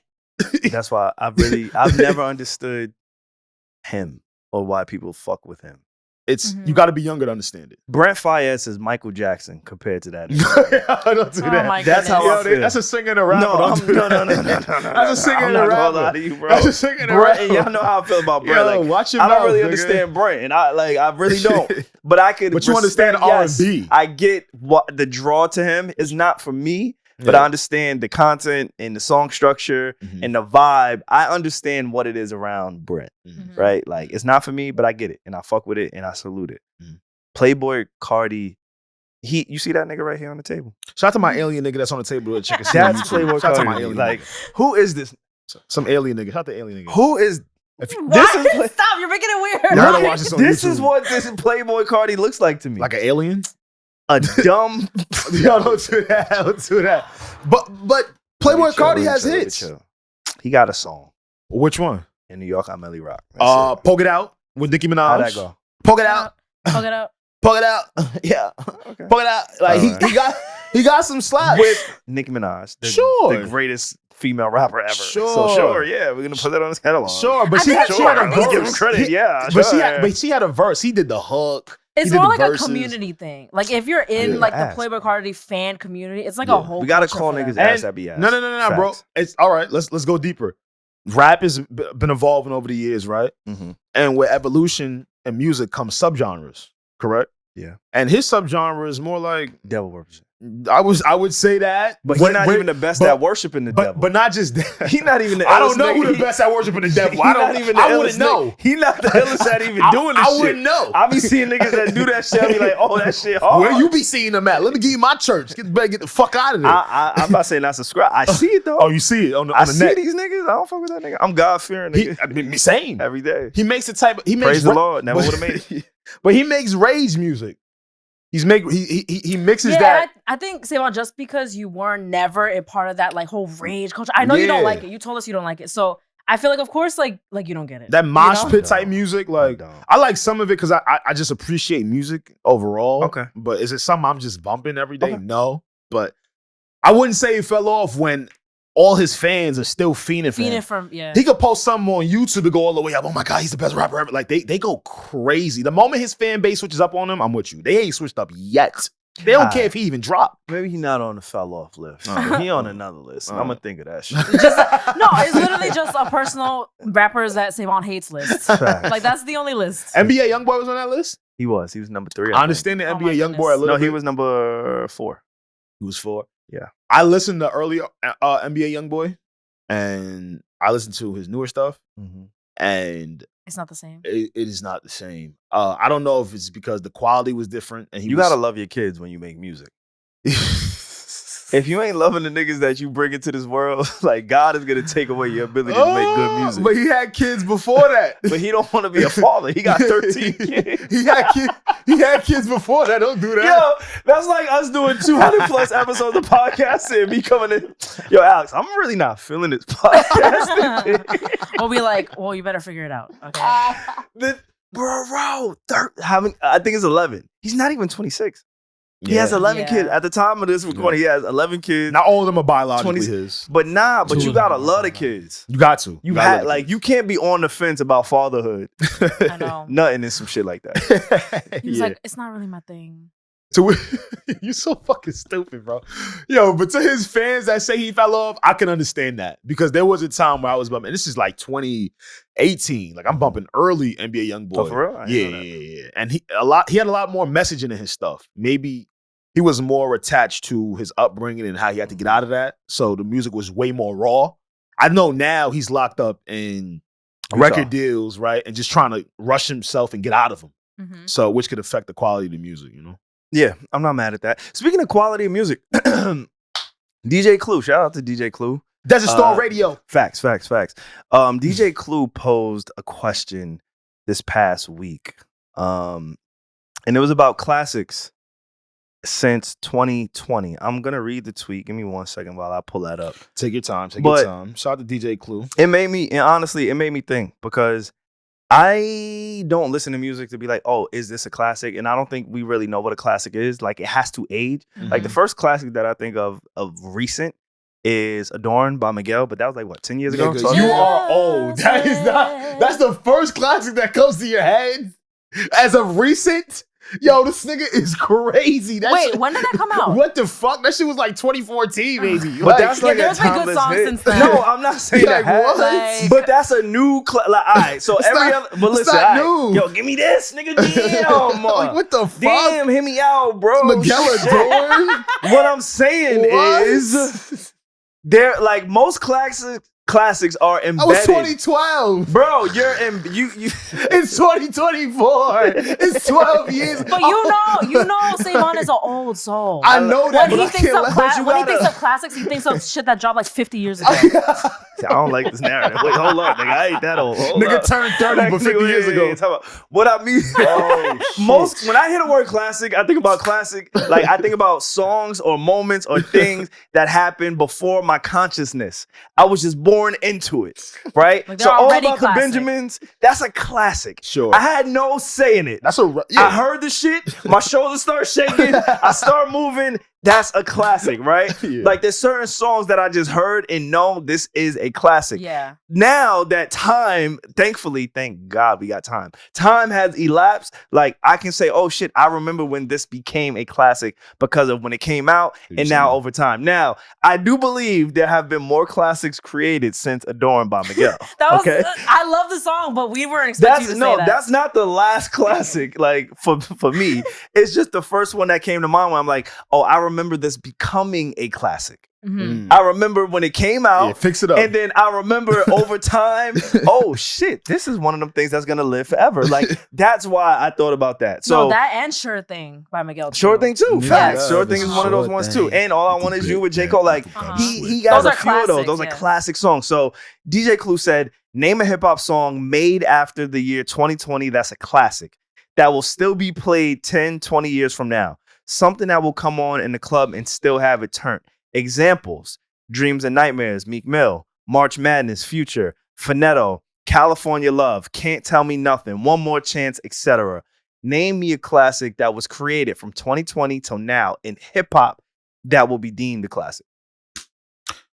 It's hard for me to answer this question because it's only been 4 years since 2020. That's a lot of time and a lot of music. But for a lot of time, a lot of music. A lot of time. Okay, fine. I'll go first. But, Pipe Down by Drake. Even that's R&B.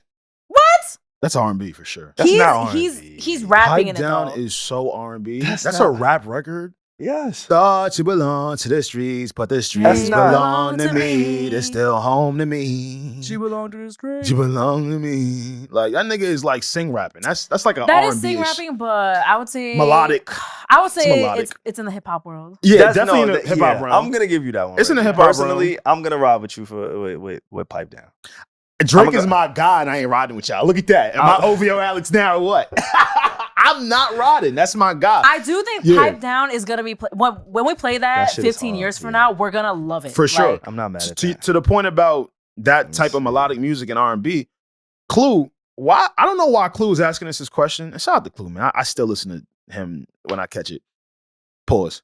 We wildin' today. You wildin' today. Yeah, all the pauses came from you. Take that shit Nah, don't take it out. But you got it off. Because y'all always trying to make me look crazy, bro. But Clue can't hear that. He gotta hear that. Shout out to Clue for the love. I know, but shout out to Clue. He can't be, You had to get it off. He can't be combined with that stuff. You had to get it off. All right, let me keep going. I don't know why. I don't know why Clue is asking us this, because for the last 2 to 3 years, we've only been saying that rap and hip hop is taking a hit. Mm-hmm. This is not like a new topic, a new conversation. Like people have been honest about this. We've been saying this for at least the last 2-3 years. So it's just strictly talking hip hop. No, because I was just about to say, if you want to take it to just songs in general, there are some reputable R&B songs that have released since 2020 that are going to go down. R&B. I think we can all agree on Snooze by SZA. You stole my answer. That was the one. That's the one for us, right? I wanted to be the first to say it. I'm sorry, Rez. I'm an asshole. Nah, he did that on purpose. I'm an asshole. He knew. I stepped on it. I'm lying, right? He knew. No, because usually you guys do such a good job of like when I'm when I go like this, you guys know I want to talk, so you guys stop and let me talk. He saw me going like that. He's like, no, shut up, Reggie. I ain't let you be great. He knew I was gonna say snooze. I ain't let you be great. He knew. My selfish ass, yo. That's fucked up. No, because literally that song, like literally the first time you hear it, you're like, okay, it's a classic. Instantaneously. Yeah. Instantaneously. So R&B music has been something that we haven't complained about, right? Mm-hmm. Yeah. It's been something that we've been... Especially when Justin Bieber jumped on it. That shit was hard. Hey, yo. That's the fourth one of the song. Y'all are going crazy. What he got on? What he got on? Wait. Bro, he was on the remix. No, he wasn't. He was on the remix. He was in the music video. Pause. He was on the remix. There's a Snooze remix? Yeah. I'm thinking of Essence. Never mind. It's fine. Essence is another one. And that's sort of like Afro beat. Just for that is a classic for sure. Yeah, for sure. But like, just for the you never heard this? No, I haven't. Yeah. No, when you're not here. Like, it's hard, bro. Pause. It's tough. It's good. It's tough. When I'm with you. That's how I know it was a classic. For sure. That's how I think Afro beats and R&B songs are doing a great job of creating music that's going to stick for a while. Yeah. But I think we might run into that soon in terms of hip hop. I think we're going to see another rebirth. Things got to die to be born again. It's like a changing of the guard. Like a change in the guard, right? And figuring who that is, right? Do you have a hip hop song that you could think of that's you would deem a classic that I could hear from 10 years from now and be like, oh, that's gonna stick around? That's how I know I got one. I'm gonna say it first. Fuck y'all niggas. Gunna. Fuck you mean? You think it's gonna stay around? I do think when we play that at a party in 10 years, we're gonna be like, yo, no, nothing. I think Fuck You Mean is one of them. That's the only reason he was able to survive what it is he survived. He had to create a classic I got something. I got Push and P over there. No. Yeah. No. I think both. I don't think we have to be like one over the other. Oh, absolutely, bro. Everybody was pushing P, SaVon. Women love Fuck You Mean. I was watching ESPN. Women love, I know, They love it. They do. But it ain't enough. It wasn't impactful enough. More than Pushing P? Pushing P why was... the fuck do we do this every week? The kids love Pushing P. Nah, Pushing P was out there. SaVon, do you remember what everybody was pushing P? Do. No, you don't. Not everybody was Fuck You Meaning. They were. They was fucking. But not compared. They was fucking. It was a whole lot of fucking. But it was a whole lot of pushing P. Bro, I saw Palm Angels take the emoji logo and create a sweatshirt around Pushing P. Like Pushing P was everywhere. White people, adults, everybody. I think both are gonna go down as classics, but I think Fuck You Mean was more of the summer months, but then Pushing P was more like a whole movie. It never went away. You know what? Everybody was Pushing P. All right, I'll put it like Pushing P was such a major, in my opinion, was a major. It was like a fad. Everybody started saying it was P like all of a sudden. Facts. It So took what the over Fuck You Mean trend? It took over the moment. That was a fad too. But for the summer, I think that's one of those things that's gonna just age a little bit more gracefully. Personally, okay, we'll see. I think that I'm not mad at that on a boat with I'm not mad at that that's just gonna be a little bit more than push. Like 10 years from now, my kids are gonna be like Pushing P. I'm not mad at that take. But that that shit was hard. That was hard. I just remember what Pushing P was like. Nah, I do. When that shit came out, and everybody in they black, white, yellow, orange, green, they was trying to. Everybody was trying to figure out. But what does P mean? I'm pushing P. You know what? Like, I was mad because I was looking for this at my personal list. Yeah. What is definitely going to be a classic rap song? How Much Money You Got? A Lot. A Lot by J. Cole with 21. When did that come out? But okay. But I looked it up. It came out in 2018. But I feel like that's such a logistic, like, 2020. You're not going to let me have it? I can't. I need 2020 and now. Because 2018, we are just phasing out of like the golden. Good. Okay, so 2020 is a. Okay, I think Clue said that purposefully because he knows, as a DJ, as somebody who's in music, he knows the decline of quality in rap from 2020 till now. Okay, but that's not fair because it's barely 2024. There's only 4. If you had to do a bid for 4 years, you know how long that would be? But also, like, things that I'll say now, it sounds ridiculous now, but like a song like Rich Baby Daddy, I feel like in 10 years, it's going to be a party song still. But me saying that now, since it hasn't had a chance to age, I sound ridiculous. But if you feel like it's a classic, it's a classic. I feel like, yes, I feel like in 10 years, if you hear that, people are going to be like, oh shit, like this was the shit back in the day. I respect that. I don't know if I agree, but I respect it. Okay. Because that is one of the ones. Like, that's one of my favorite songs on that album, but I don't know if it has that lasting impact. Oh, I feel like Booty Hole Brown. It has how that shit go? Let's see. My booty red, my booty hole red. It could. Let's see what happens next summer. I want to see what that take. I'll say rap performance, Seeing Green, Lil Wayne, Drake, and Nicki Minaj.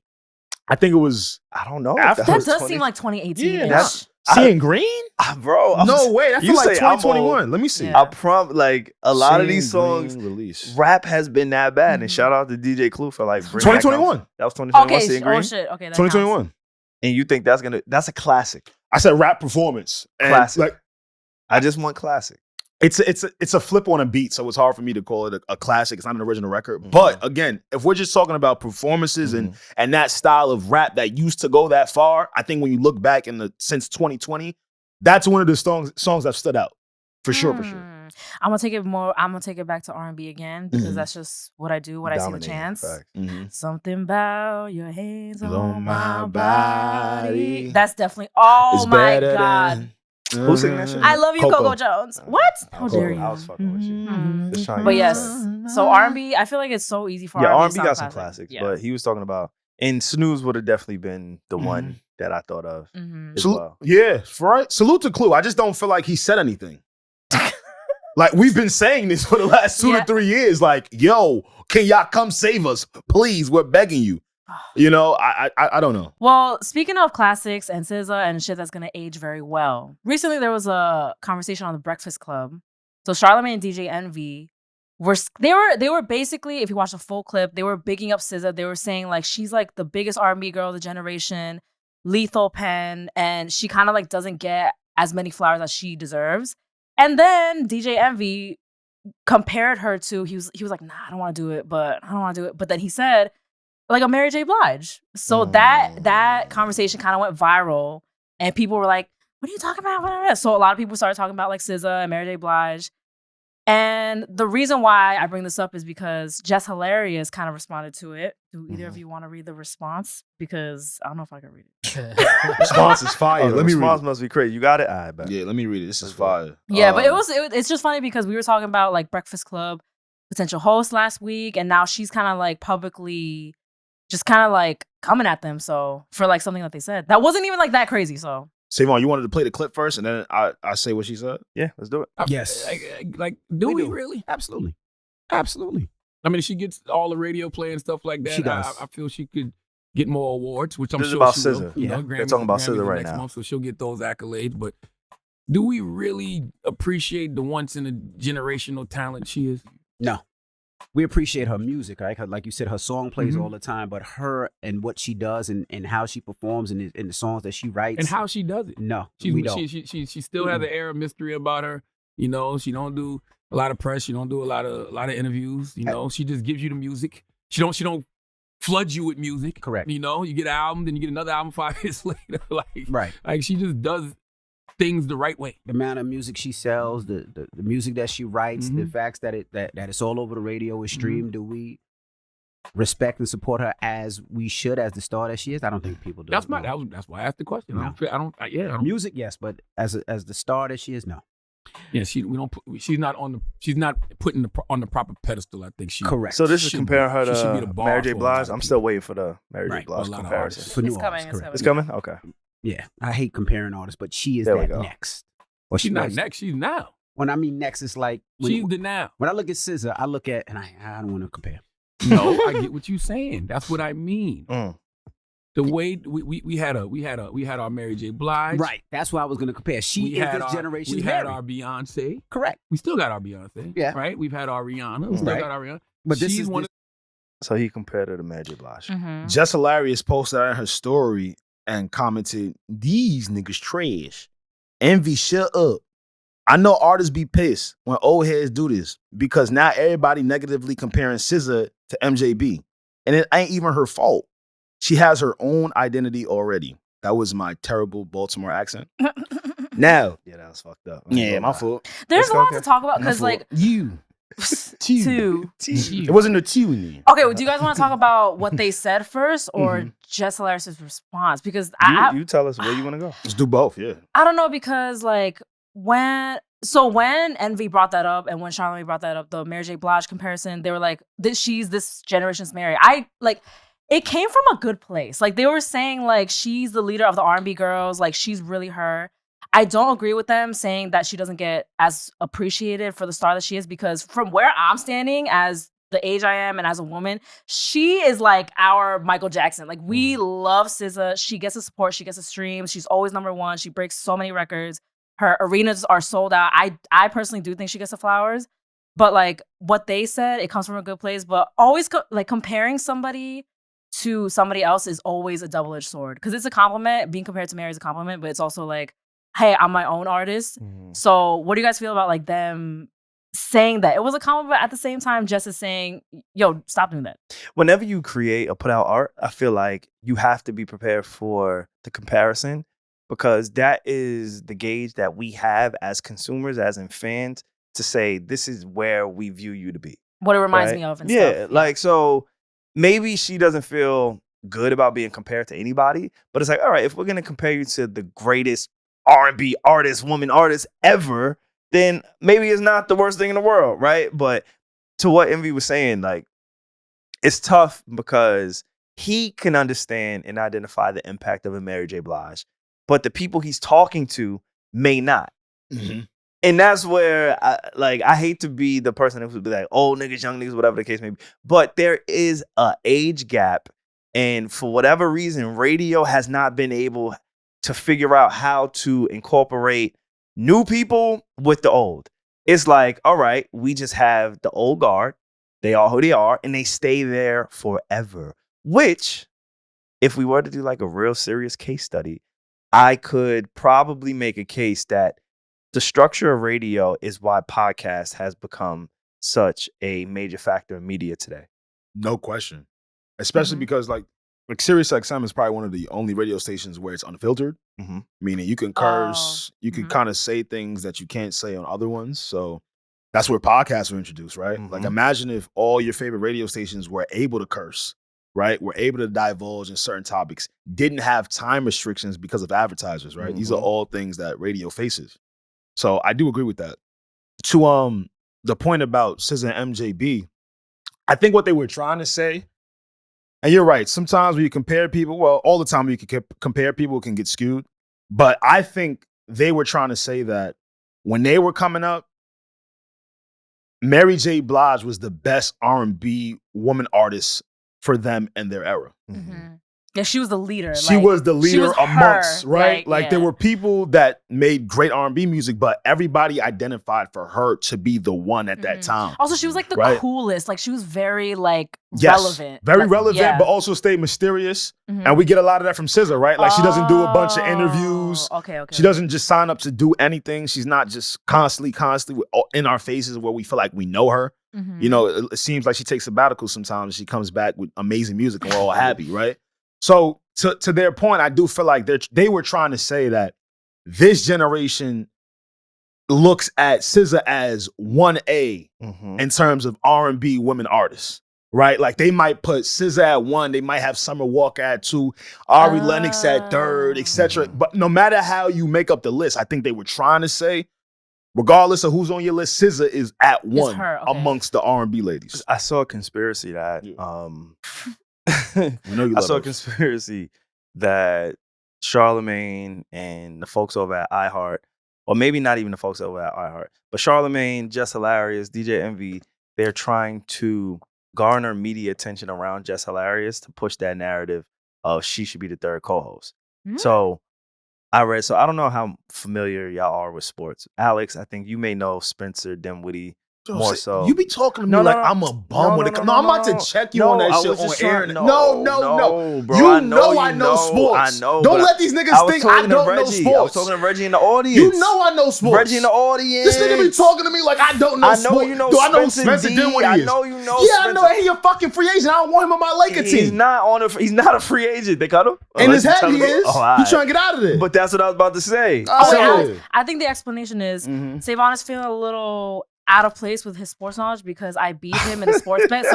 So now he's having an identity crisis. Yeah. What she said. That's where it came from. What she said. We know you're a sports expert, Alex. Thank you. Nah, for sure. It was misplaced anger. This nigga got me like Drew Walls out here. This nigga don't play sports. He do get ready with me videos. Drew will do it. That's who that nigga is to me. Drew will do it. But Spencer Dinwiddie, there's been conspiracies that he has purposely been playing terrible on the Brooklyn Nets so he could diminish his value so that he could get in a better situation. Lakers not taking Nets, like that's the conspiracy around Spencer Dinwiddie. I don't have to prove he's normally an above average player. Like he's pretty decent. He's really he's a good player. Decent. He's not like Steph Curry, but he's also not like Tony Snell. For sure. Like he's good. And that Brooklyn Nets team is depleted when we're talking about point guard play, right? Exactly. Ben Simmons isn't playing. So a lot of people have been speculating that he has been tanking his value purposely in order to get out of the situation he's in. Yeah. I relate that to the Jess Hilarious shit because the conspiracy, the rumors, and the shit that I've read has said Jess Hilarious, Charlamagne, DJ Envy, they have been creating this public tension between themselves and iHeart because Jess Hilarious, she fucked up and she made an announcement that wasn't true, apparently. And now they have to wear that on their face. Yeah. And so something like the post that we just covered is more so a play on trying to, boost her relevancy into making a case for her being on that third co-host. That's the rumors. I don't know how true it is. I don't know. But yeah. Is this the way to do it though? Because she was like coming at them. But it creates conversation now. Okay. That's what I've read. I don't know if I don't subscribe to it. I don't know. I really don't know. You're just bringing it up. Charlamagne's like to put on his friends. Like we always see that. And she's clearly a friend of Charlamagne. And so I could see it maybe being true. Like you never know these people. I don't know any of these folks. Especially because these are her first comments we've heard around anything Breakfast Club related, right? Like, when I saw the clip floating around and I saw Jess Hilarious doing her story, I'm over here assuming that she's addressing something that was said, like, oh, okay, why she hasn't become a part of the Breakfast Club yet, right? Or what her qualms were with iHeart, etc. So for the entry sentence to start with, these niggas trash, Envy, shut up. Oh, shit. I was like, wait. To your conspiracy theory point, we could be wrong. That might play something into that. But let's say I'm not on that, right? Let's just say she's upset. I was confused because I was like, damn, I thought Envy and Charlamagne were probably more consumed and had real qualms with their employees and the higher ups. This shit came off as if like the two of them had something to do as to why she isn't a part of the Breakfast Club, right? These niggas trash. Like, you got to really read between shit. These niggas trash. Envy, shut up. I kind of took that as part of her personality, though, because I feel like that's something she would say. And that's another thing, right? That's something very well she could have joked about, right? And for you to just never speak about them again and just say that, I'm like, what? She goes, these niggas trash. Envy, shut up. I know artists be pissed when old heads do this because now everybody negatively comparing SZA to MJB. Here comes my conspiracy theory hat. Is she trying to metaphorically relate this to her situation? Right? She's the young. Is she younger than she's not even 30 yet. Whoa, really? Oh, okay. So she's way younger. Yeah, she's not even 30 yet. She's killing. She's doing her shows. She does stand up. So she's like, you know, she got beef with her ex. Country Wayne? Yo, I love that shit. I love Country Wayne, man. No, I love the facts that they got. And that's beef. why you're sick. Public shit. And that's why you're sick. Nah, that shit hard. That's not hard. They be dissing each other every time they get a mic. That's real love. SaVon loves that shit. I told you that. That's real love. No, but I told you that about Jamie Foxx. I told you that about Jamie Foxx and Fancy, and you said that wasn't real love. Nah, because it was one way. Yeah, I know. it was just Jamie and Fit. Like, they be going back and forth. Oh, it's like it'd be a back and forth thing. Yeah, bro, I fuck with that. That's hard. Shout out to Country Wayne, too. Salute. You could tell a nigga that don't pull out. Anyway. What gave it away? Nigga got mad. He did like a whole comedy special about that. Yeah, it was funny too. I liked it. Yeah. But again, for the record, so she's basically 31. Oh, I'm sorry. I take it back. I didn't know well, that. So okay. that's still on the younger side. So basically, she's saying like, see, you guys do need a young person. Yeah. Okay. That's kind of what it feels like, right? As to where like, okay, cool. Maybe I don't want to get messy and tell the world exactly what it was that happened. But when I know artists be pissed when old heads do this because now everybody negatively compares SZA to, I go, oh shit. Well, I ain't heard nothing else from you except the announcement. So maybe this is how you feel, but just metaphorically in a way where you want people to try to understand it. We just guessing up here. I'm not magic conspiracy theory, but these niggas trash is crazy when you trying to be their coworker. That's crazy, my nigga. These niggas trash. Yeah, that's kind of crazy. We'll see what happens. But hopefully she just continues to take the blueprint of like, it's one of those things where you just get better at what it is that you need to do. Yeah. You get better at creating moments. You get better at being in tune with the content. You get better at reading on air. Yeah. Like, take this time to practice at the things that you want, because clearly she wanted it, unless she wouldn't have announced it. So there is a desire for her to get that third co-host seat, whether she says this or not. Like, we don't know the intent behind it. Maybe she truly does feel like this. Like, let's take away the conspiracy. Yeah, maybe she just like said it because she's mad. Maybe it did cause a fraction in her, Charlamagne DJ Envy's relationship. And now she's really getting it off. Yo, these niggas is trash. I was with these motherfuckers for 2 months. I seen all the behind the scenes. These niggas is trash. Maybe she really felt like that. Let me end the sentence, right? Let's do it. After she says comparing SZA to MJB, she goes, and it ain't even her fault. She has her own identity already.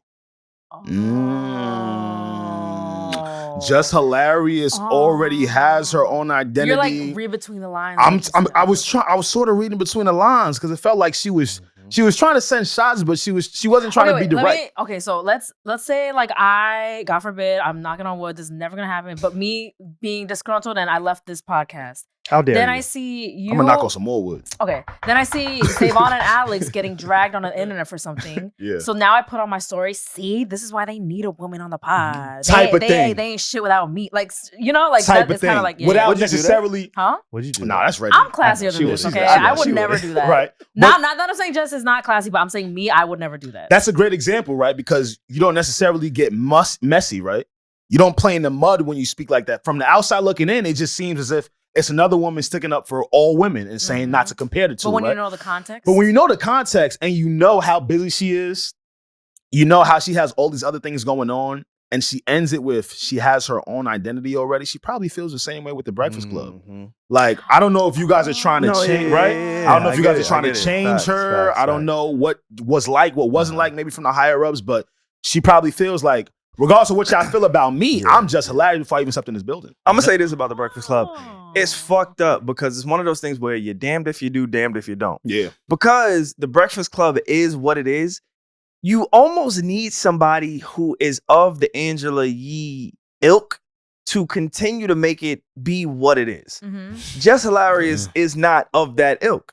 So if you bring her in, you change the dynamic of what the Breakfast Club is. Yeah. I don't know if we are ready for that. I don't know if the higher ups are ready for that. Yeah.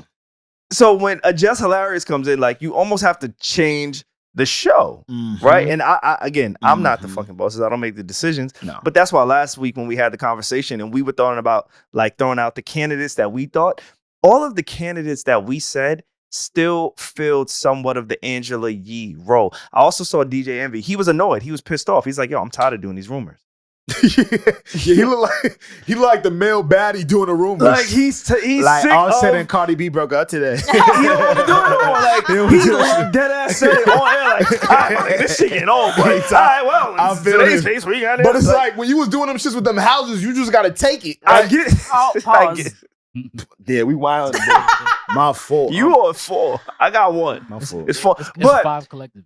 all I know is like whoever is in that position, they still have to have a certain skill set. But Yeah. let me ask you a question. If you were Jess, would you care Yes, absolutely. Care about what? about not being on the show? Absolutely. because she wanted it. And She it was made the very, announcement. It was very public. But She at, made at- the At announcement. this point, though, you think her kind of like her cachet as to where she is now, you think she would make more money being on the show than what she's doing now? Yep.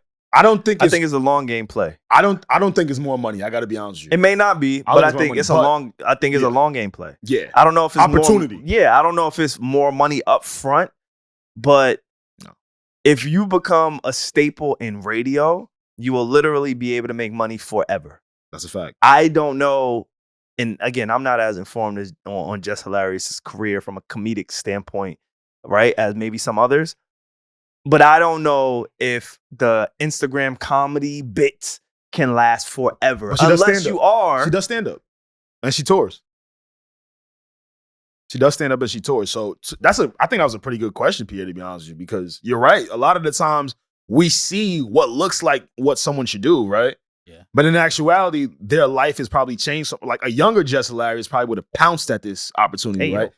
That's calm. She would have pounced at this opportunity, right? Like, nah, like I need to do this. I don't have all of the things in order for my career yet, and this could really pivot it there, right? But you're right, Pierre. That's a good question. I don't know. We don't know. I don't know if she really cares like that. But I would be annoyed though if you guys offered me something. I tried to figure out my schedule around it, and then it just no longer happened because of something you don't see in me. Sometimes you overvalue yourself too. And I don't know the numbers. The speculation is she got offered something that was lower than what she wanted or what she felt like she was valued. And if that is the case, like sometimes you got to prove yourself.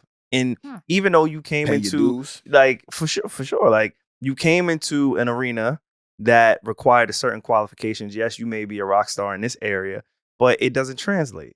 Like being a comedian doesn't translate to being a radio personality. It does. It doesn't. The Steve Harvey Show. It doesn't. I mean, not every time. Steve Harvey has a certain set of skills that allow when you it say to translate. What do you mean specifically? I mean, like every comedian isn't fit to translate into being a radio personality or host. I would say it's a little easier. Though. I think it would be easier per se, easier, for sure. Right? But every single comedian, like some comedians, no.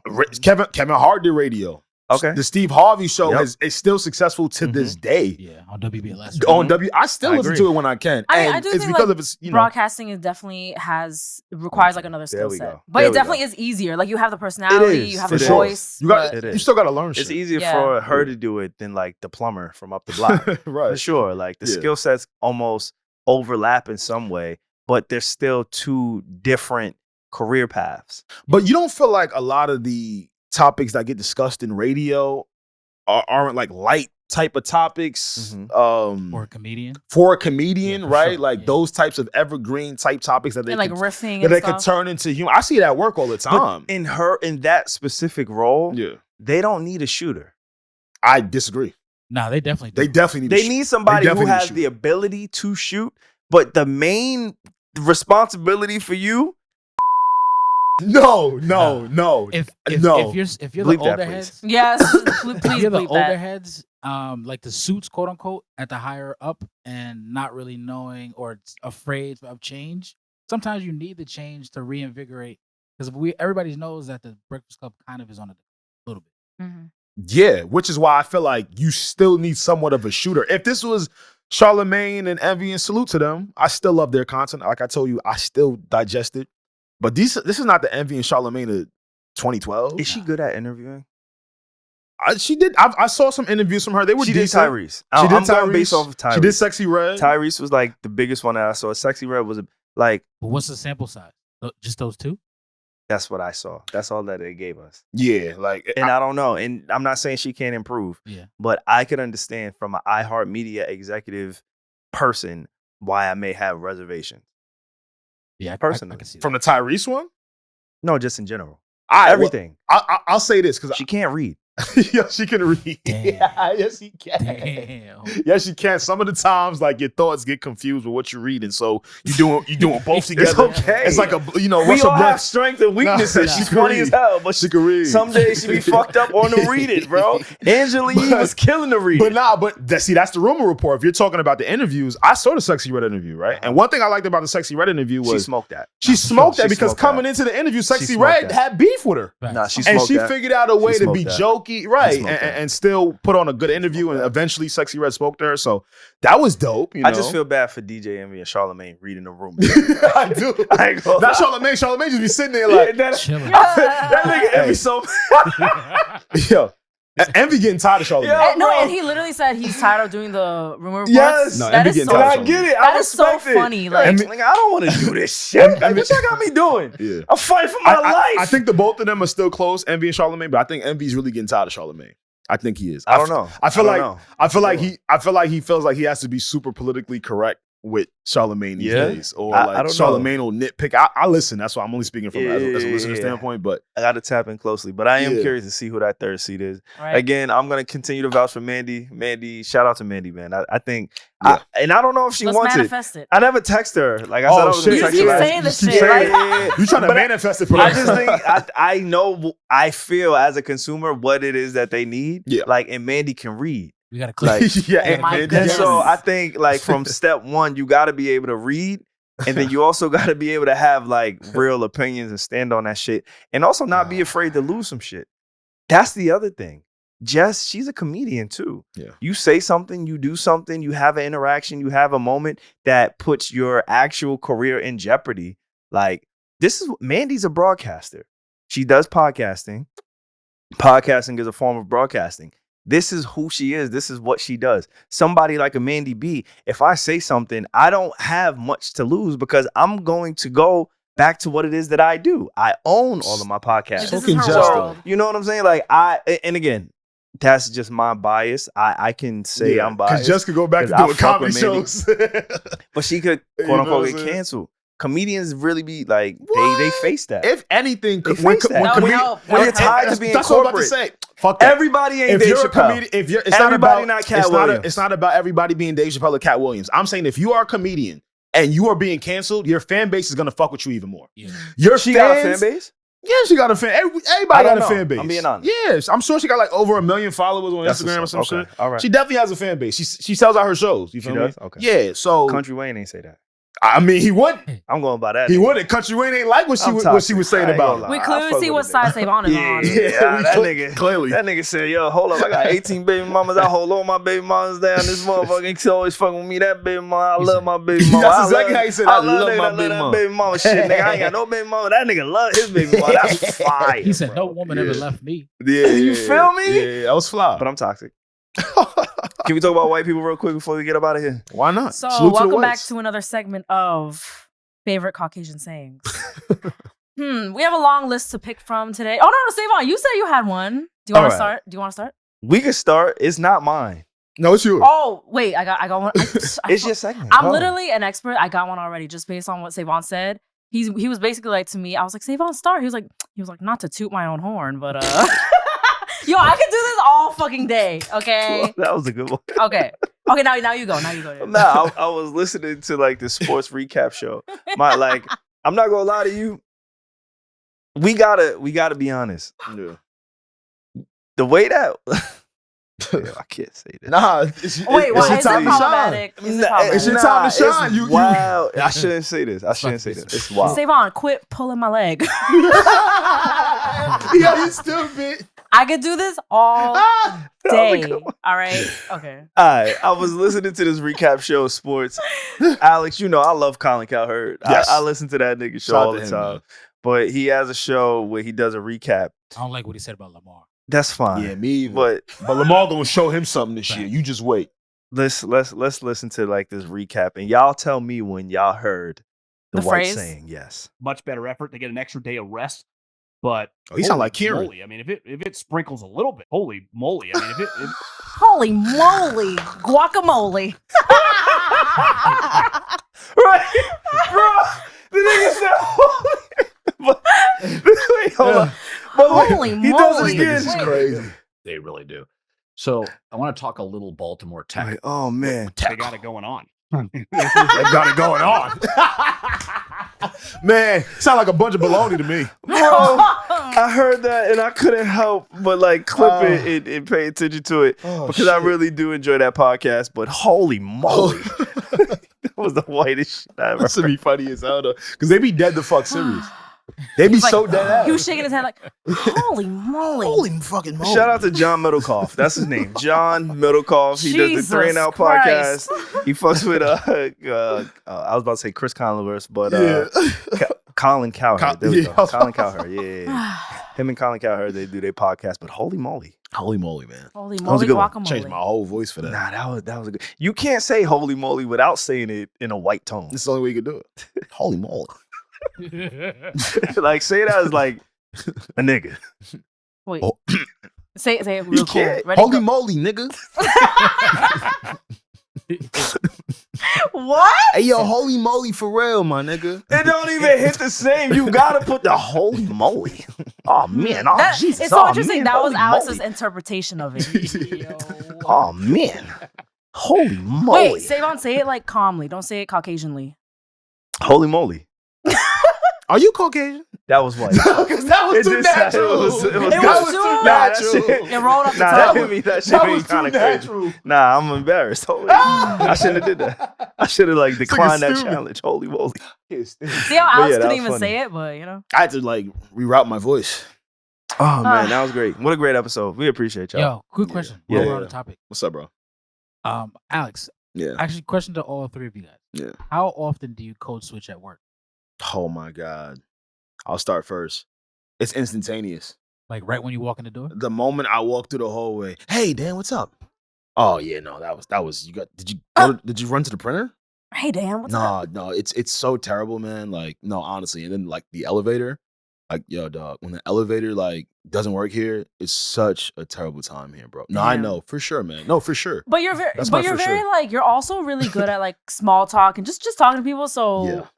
is it that hard? Do you hate doing it, or is it like it's whatever? You want to know the truth? Or does it really like I want to know irritate the truth. you? I want to know the truth. Tell me the truth. I flirt with women to get better with small talk. Okay, Oh wow. I'm not mad at that If Oh, you yeah. flirt with enough women, because you gotta be good at just talking, Oh, making conversation. your I don't do conversation that. game gonna be You're cool. dangerous. You're dangerous. Your conversation game You're gonna be dangerous. crazy. You're dangerous. But yeah, my code switch. Holy moly. That's what you do at work? Holy moly. Holy moly, G Willikers. No, Gee, Willikers is I crazy. think when I go in, like, so I was hybrid, so I mainly work from home. When I work from Half-ass. home, Yeah. code switching definitely took place, but I was a lot more comfortable than just being myself when You I at was the home. crib? Yeah. But when I go in person, Yeah. there's Turn it definitely on. some code switching. Oh, There's That definitely some code office is switching. like it's intimidating. It's really Yeah, Yo. but it's I hate to say it, but it's more so to make them like them feel comfortable. I know It's what you not mean, more for yeah. me, Like I to know what you disarm them. Yeah, Time to and disarm it's, them, yeah. it's almost disarm would be a good word, and also just like, all right, you don't have to be on edge. Like if I'm gonna be me in my purest form, Mhm. I'm a nigga, bro. Yeah. Like, And you talk about flirting and shit. Like when I meet women, I'll be like, yo, I'm a nigga. Like I'm sorry, like I know what you might think, but like I'm really a nigga. Like, you know what I'm saying? Like so. I went to the vitamin shop this weekend Okay. and I double parked right outside the front. So my music was real loud. And I walked in with some hood shit on. I might have a do-rag on or some shit. And I had a hoodie on. And I was on the phone speaking loudly. And there was 2 Caucasians at the desk. And when I walked in, they stopped their whole conversation, looked over my way, then looked back. They're like, oh my goodness. So by the time I got to the desk, I said, hey man, I'm looking for a great multivitamin. With the do-rag on. They was fucked up. You could tell they were just like, oh yeah. No, he's okay. He's He's okay. He's a good one. Oh my god. He's a good one. I hate this. They started telling me more. They was like, oh yeah, you were looking for vitamins. Yeah, for sure, man. Like this one is great for your energy and brain fog. And I was like, yeah, man, awesome. Aww. Well, to answer the question, I never have to code switch at work because my team is an all-black team, so they just accept me for the little Korean girl that I am. That's fucking fire. That's hard. That's fucking fire. I literally have I have an Oh, all-black shit. team. It's kind of funny. That's and a then vibe. there's me. Like, Yeah. So now, That's last, what's right. last Yeah. question. Yeah. So now, if you do that in the work, you guys also work with black people, right? Yeah. Mhm. So do you switch back to your regular self when you're with your black friends or coworkers? Is the Caucasian in the hallway? Yes and no. If the Caucasian is all in the hallway, me and my brother will code switch unanimously. Oh my goodness! No, the white person should. No, they're the minority in that. They normally hold the power. They normally do the fire and the hire. Doesn't matter. So what I you got to disarm everybody. There's more so like there's eye connection, there's eye contact where the code switching doesn't happen, but like the physicality and I a little bit of code switching. And I promise you, respect. Like I fuck with that. And I promise you. It's a subconscious thing. It is. Like I don't think to just like, oh, I'm speaking to somebody white. Let me speak like it's just like subconsciously. I don't even know. Like, dude, you're not even gonna get my slang when I start spitting it, nigga. Yes. Like, You're not even gonna. You don't want to like startle them. Now I got a question for you. Do we code switch when we're around our friends? Never. What? Never. Because why would you have to but listen, you think so? Okay, sorry. I'm listening. I'm listening. I'm listening. Like you said, maybe they in like corporate America at work, they don't understand your slang because that's who you are when you're at work. Yeah. Right? If you work 40 hours in the office, most of your time is in that office. Yeah. But when you go around your friends and then you turn back into like who you feel comfortable as, is that a form of code switching? No, because that's just you being yourself. There you go. Okay. Yeah. There you go. She answered it perfectly. No, you did. I tried. You did. It's all right. I like to push thought.